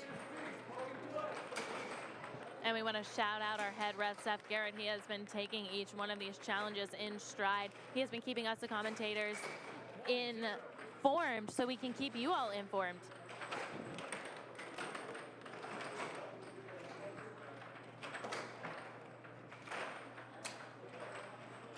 All right.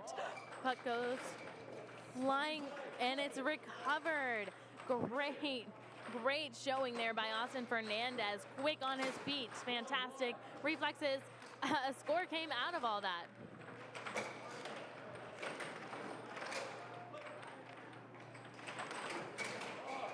Off the table. So tell us in the comments, has this ever happened to you? I know there is a table in North Carolina that we had this problem with. Myself, Shadow, and AO every single time would send pucks absolutely flying. They had to build a barrier, which is what we have here, but maybe a bigger one is needed because they have so much more force behind their shots here. Great cut.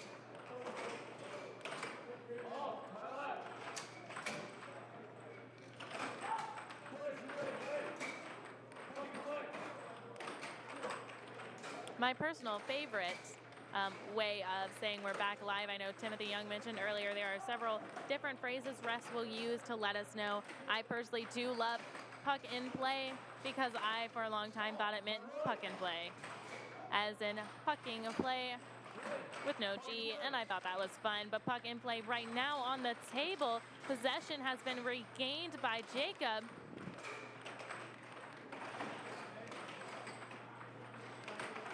In and out the goal there.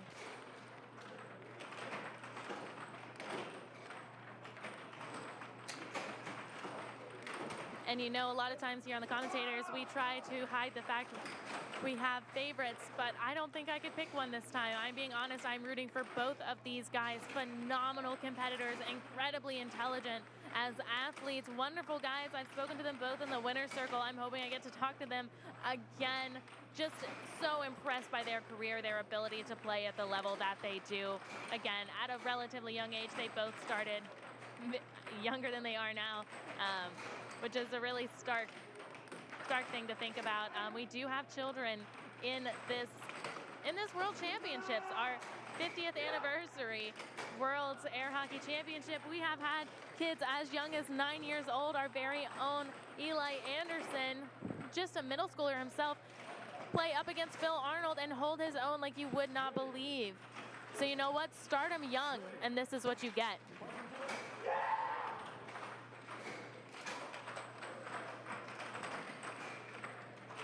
Holding on to possession there. We are still at 1-1. This is just a lot of air hockey. A lot of wear and tear on the body, a lot of wear and tear on the mental. We joke about sweating through our shirts, but nothing.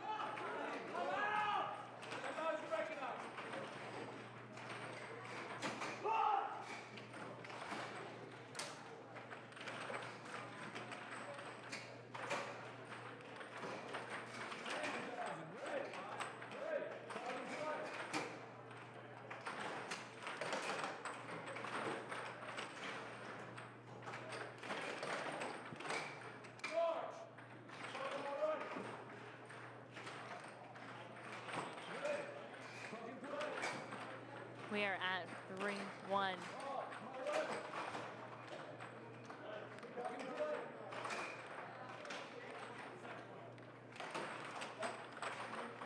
That's going to be 3-1 Jacob this time with the lead, 2 points.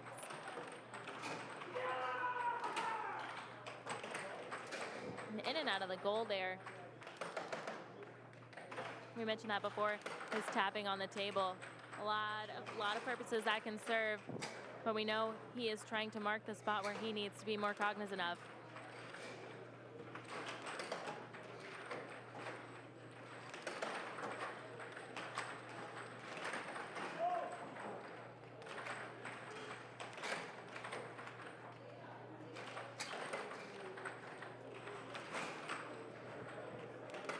Our ref is keeping his eyes glued to the puck. We are now at 3-2.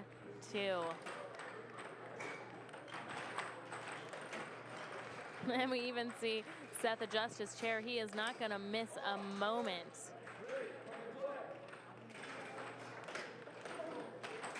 This is a game of millimeters, folks. Like one pinky touch that you think goes unnoticed, the ref catches it, and you are gonna lose that puck.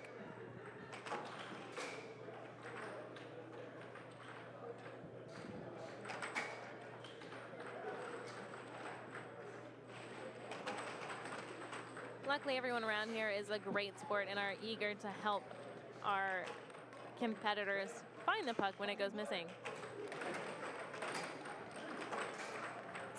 Absolute speed on that one and returned so quickly. We haven't yet got a score, but it's been a great rally to watch. I know in volleyball they say the average volley is less than 7 seconds. I wish I had a shot clock here. Total table is off. When you see some of these straights hit or a shot like that, 3-all. You know they're moving at such a pace, I doubt it even takes half a second.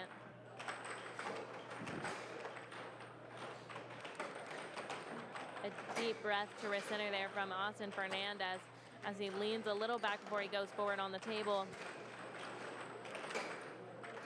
Absolutely fantastic right wall.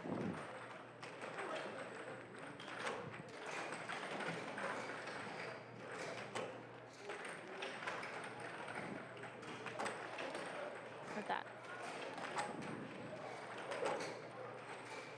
You may notice both these players do not really tend to play at the center line, unlike some of the others that tend to just live playing up.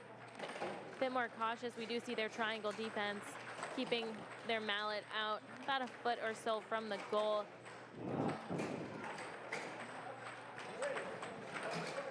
Possession to Jacob.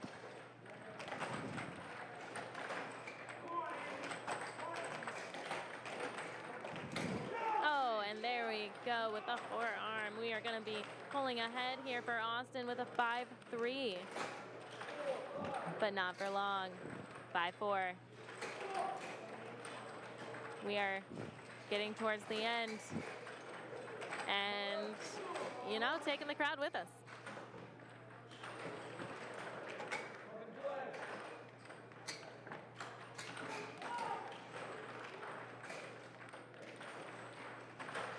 Those of you watching on the live stream, what are your thoughts about what we're seeing here today?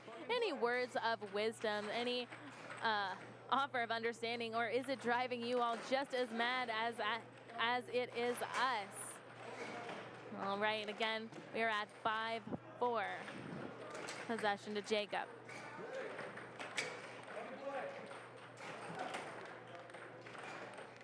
And you know, there's far fewer people here today as we are in day 3 of the 2023 50th annual Air Hockey World Championship. This is the creme de la creme, the cream of the crop. These are the top 24 world air hockey players in existence at the moment, and we're lucky to get them here on our main stage. And with less going on in the background, we can give them even more attention. And hopefully they can get a little more focus.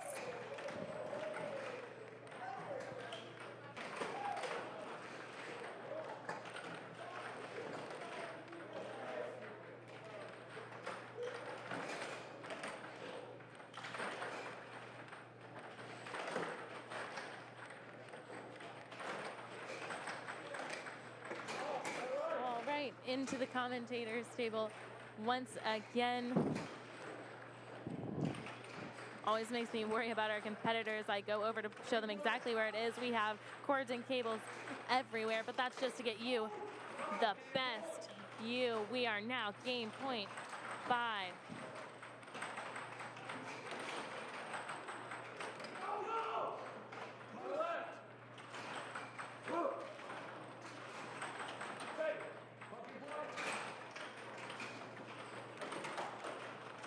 Neck and neck here. We'll see if Austin can cinch it. He needs just one more point. But we will never count Jacob out. We have seen him single-handedly carry a doubles tournament 7-0 with him the only one having the mallet. He's an incredible player.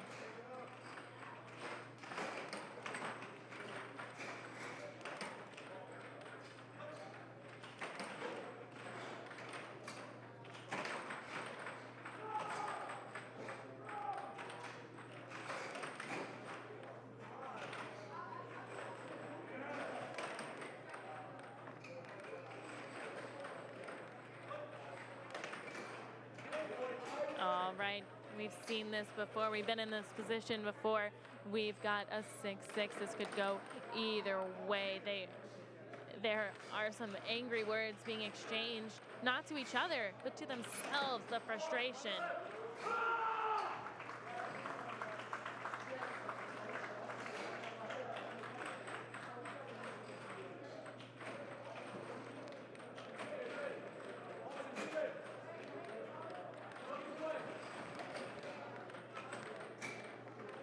We're still here. There was a big crowd gathered round. You say 6-6 in the air hockey community and they will come, they will watch. Anyone is ecstatic to see a 7-6 victory. We talked about it. It is the archetype of what we want when we play. No, you put everything on the line, your best efforts. And Austin Fernandez is going to take that 7-6 again.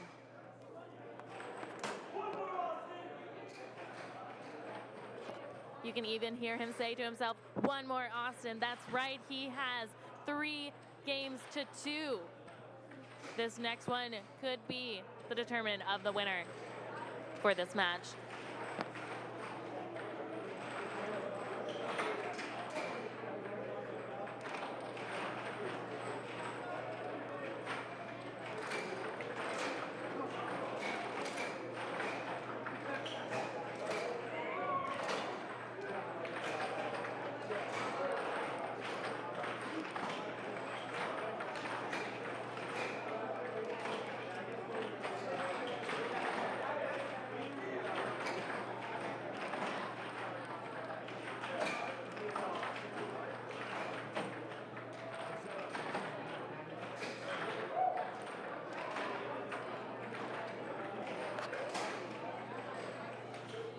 And once again, head ref Denny Hines is over here with our very own Seth Garrett, trying to figure out what might be going on a little wonky. I'm going to step away for just a moment, folks. It's always a pleasure, and I am on the edge of my seat waiting to see what's going to happen here as we approach Game 6.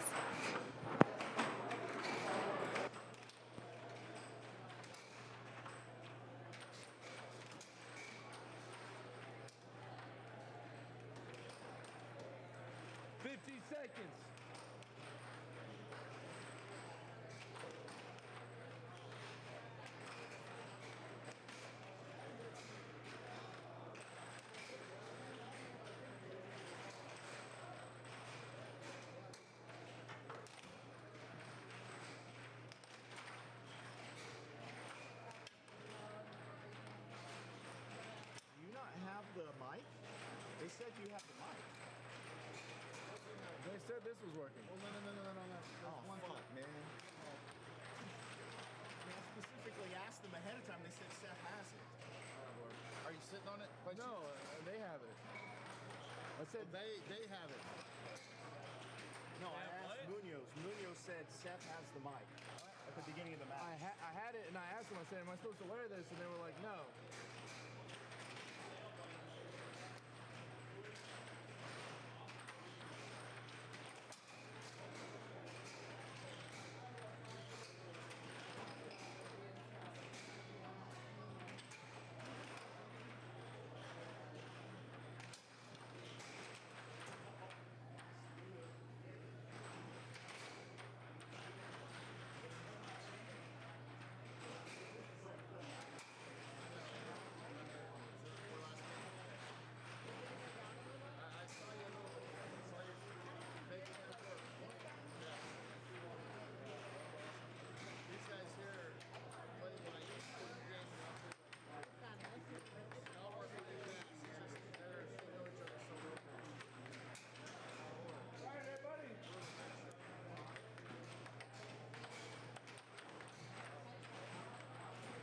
time.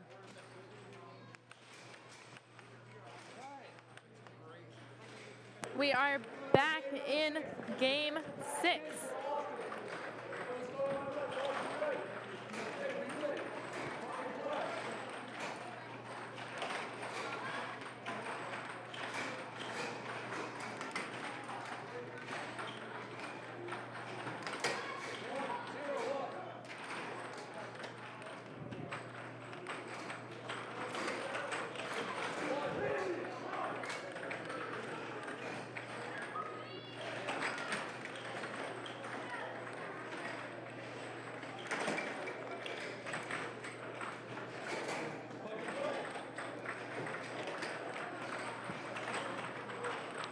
Okay, early on, we are tied up here at 1.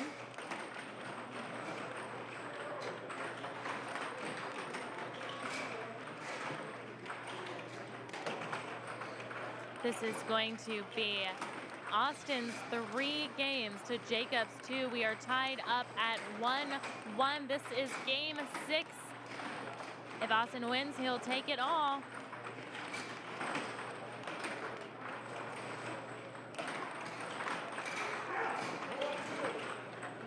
All right, but that's going to be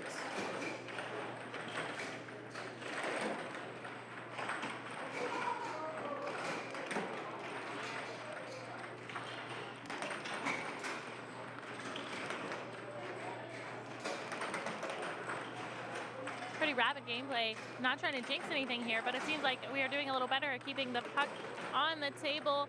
Brian Krako himself said this is a 2D sport. Let's keep it that way.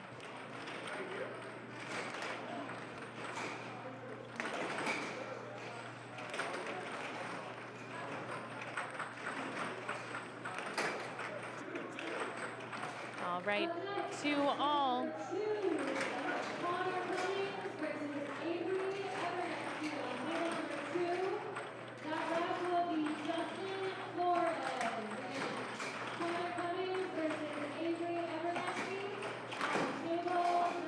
And I spoke too soon. It goes flying off the table with the velocity. That'll take an eye out, folks. We've got a Weissman in the corner, though, to help him fish that out.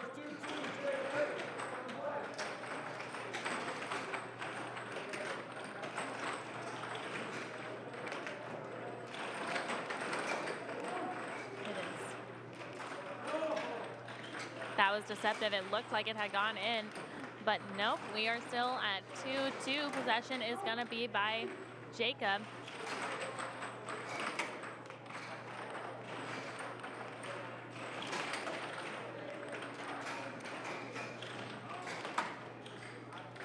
Ooh, a little bit of an off speed. We do see a lot of success with that if perfectly timed. However, Jacob is not fooled.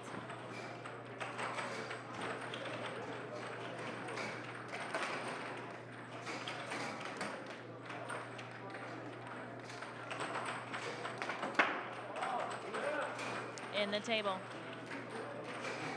Off this table into another one, actually. We've got the crowd growing.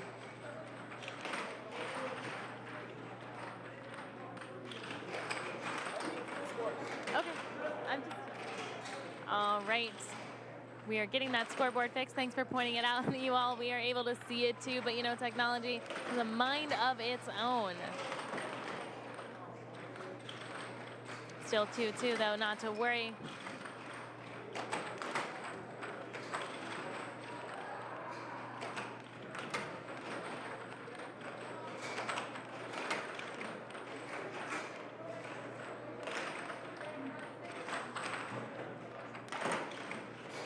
Great save there.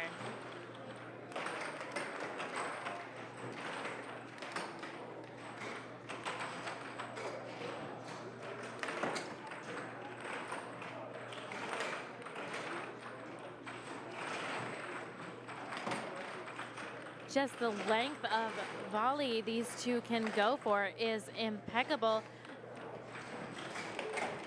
Impressive. The stamina is absolutely mind-blowing, especially when you know how many more points they have to go. They give it their all on every single one.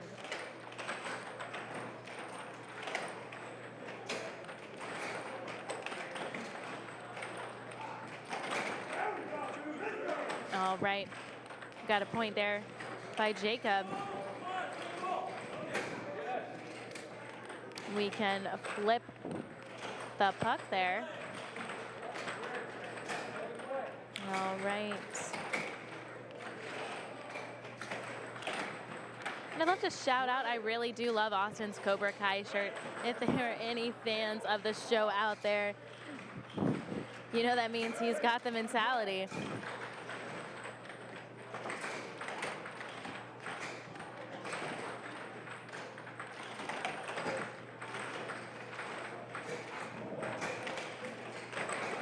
And it slices off the table. In the background, you're able to see our own Timothy Young.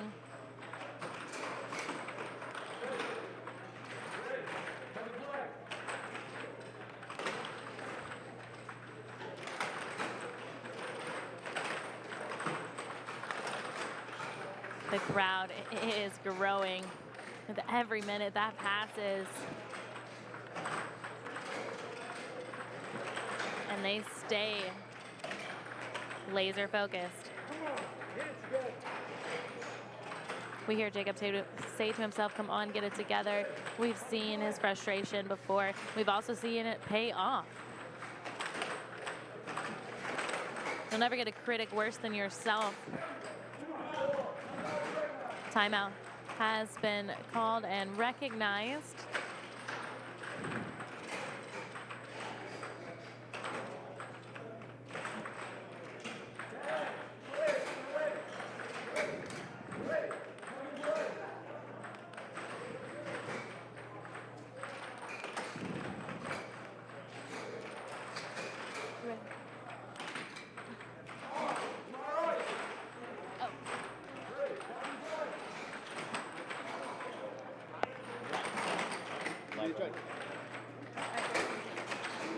Hello, everyone. I'm sure you're ready from a break from my voice, so we're going to bring in a guest commentator, our very own North Carolinian, Ray.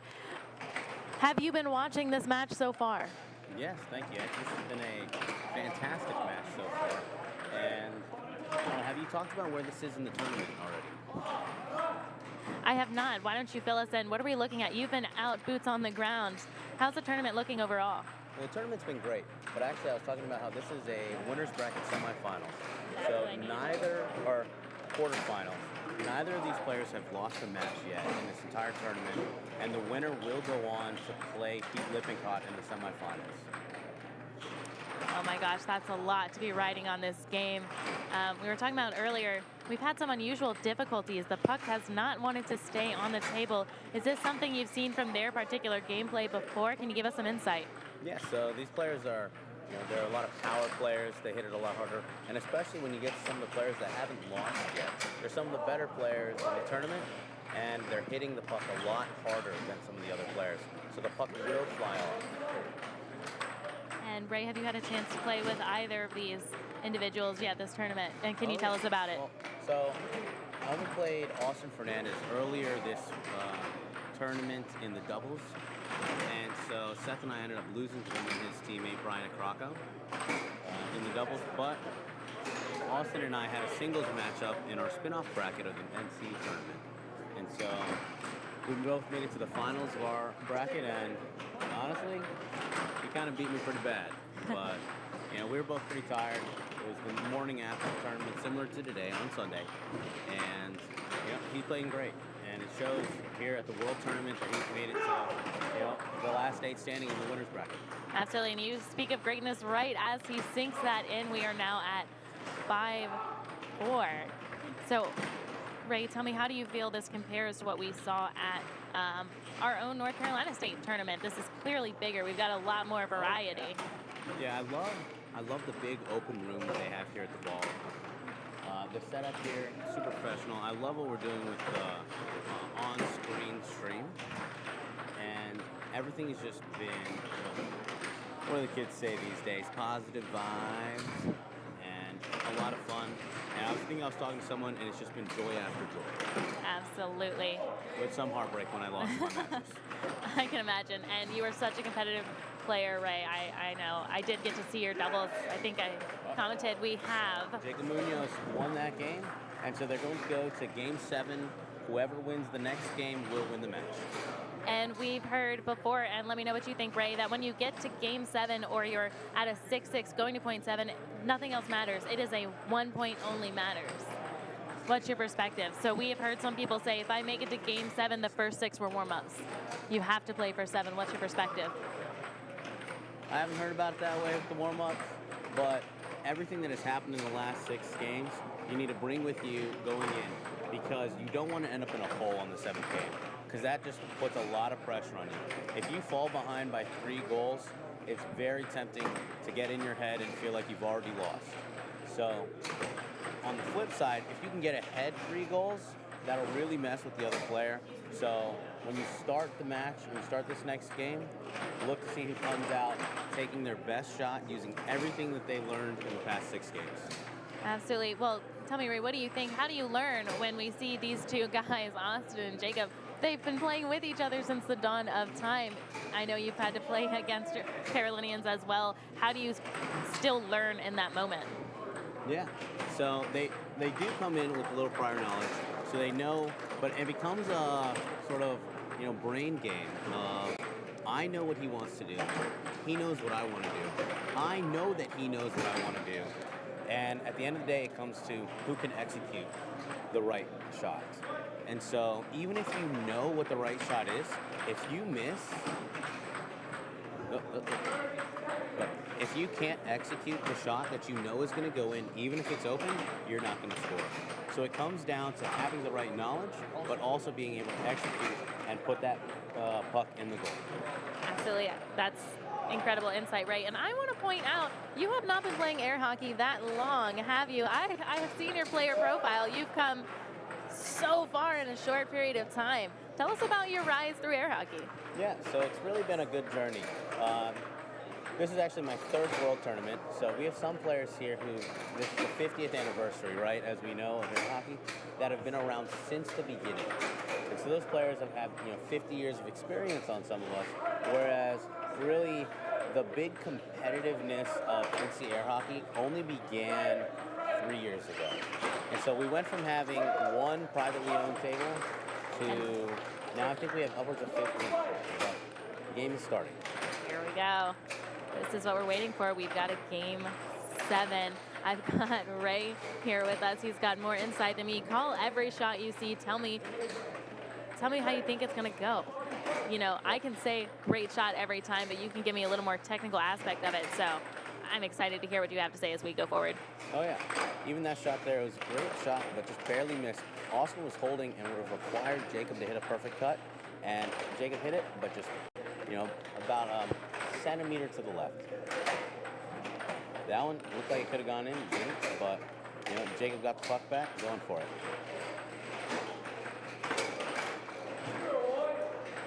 Austin with the first goal.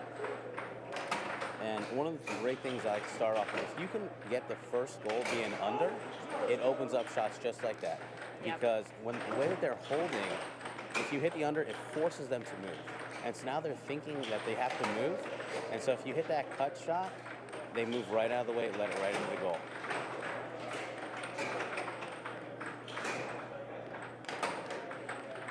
We see a lot of thought process in some of these shots. Yeah, I think there's also a little bit of desperation here. Jacob's trying to avoid that scenario that we talked about, whereas if he goes down 3-0, he's giving himself a tough mountain to climb. You're right. For some reason, 2 is barely a lead, but 3 can be a death sentence. Yeah. The puck off to Munoz will get the puck. Can we find the puck is the question, folks. And we have recovered. Ray, I don't know if you've been able to see this. This is actually the 3rd puck they have substituted in from the original starting in Game 1. Well, no, I didn't know that. So that means both players are very frustrated because they need to agree to change the puck. Austin goes up 3-1.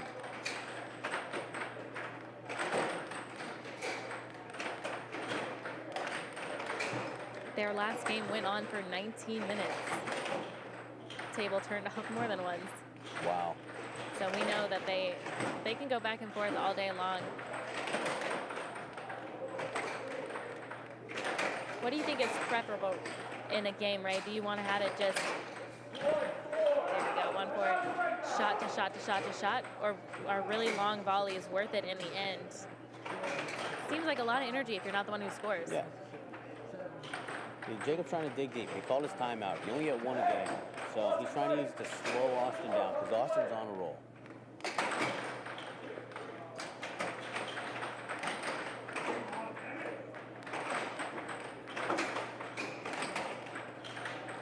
Wow, great snag by Austin.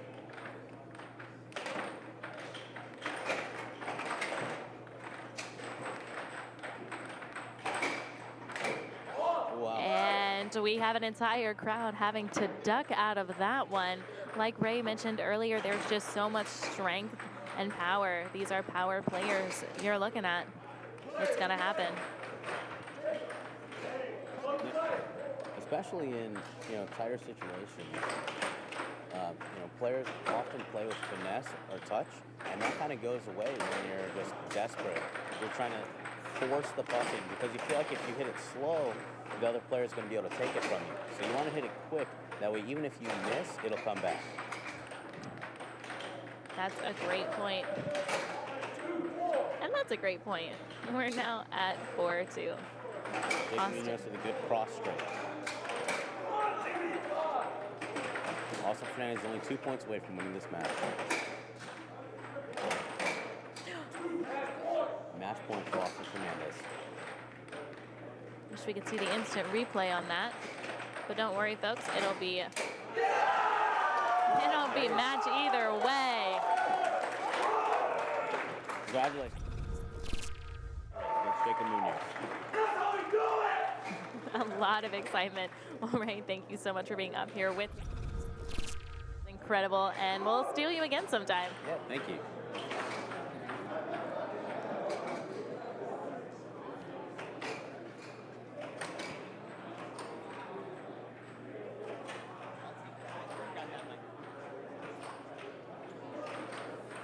Thanks a lot, Jody. Austin Fernandez takes game 4, takes the victory over Jacob Munoz. Great victory. You can see he's got a lot of passion in that. We're going to try to get him on our commentators in our winner's circle to try to see what was going through his mind as we reach those last moments in game number 7.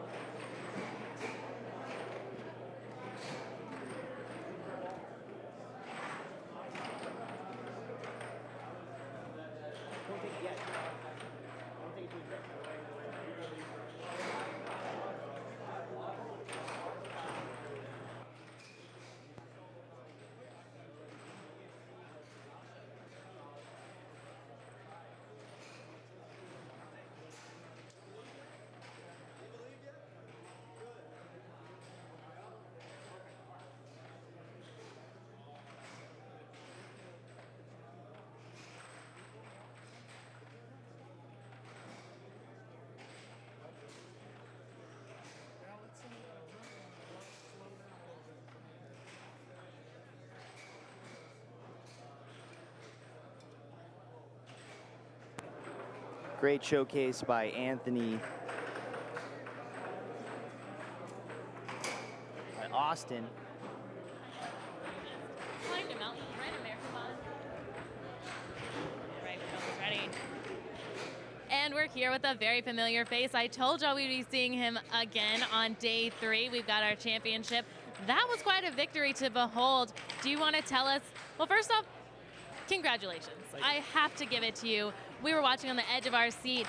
It seemed like there were some difficulties. The puck went flying. It seemed like tensions ran high. Give us a little insight on that. Well, the first puck that we were using, it seemed like it was playing fine, but it had a gash in the top of it. So then Seth wanted to take that off. I mean, that was a good decision, but I believe that it was playing fine, so I didn't think that it needed to. But I was like, okay, if we can get a better puck, that will help. But we got a couple really bad pucks in the middle of the first 4 games, and then we eventually found one that was gonna work. But yeah, after we found a good puck, the match was just perfectly fine.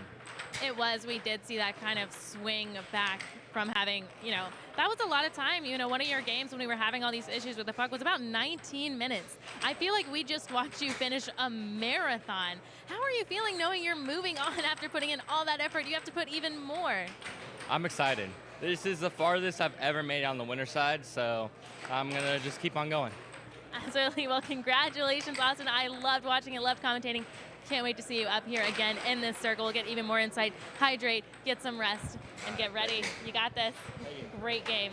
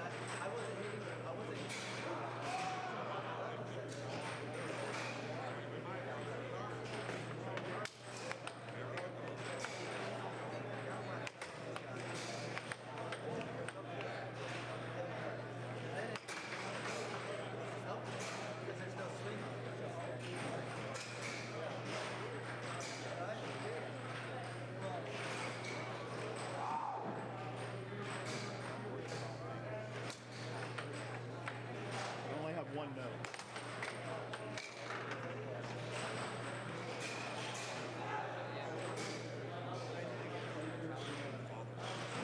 If you find yourself in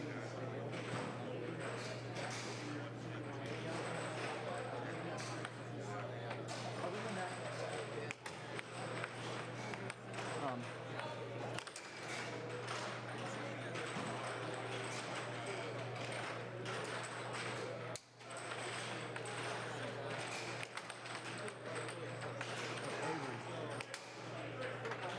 can you make sure if Jacob Munoz puts this on? Sure.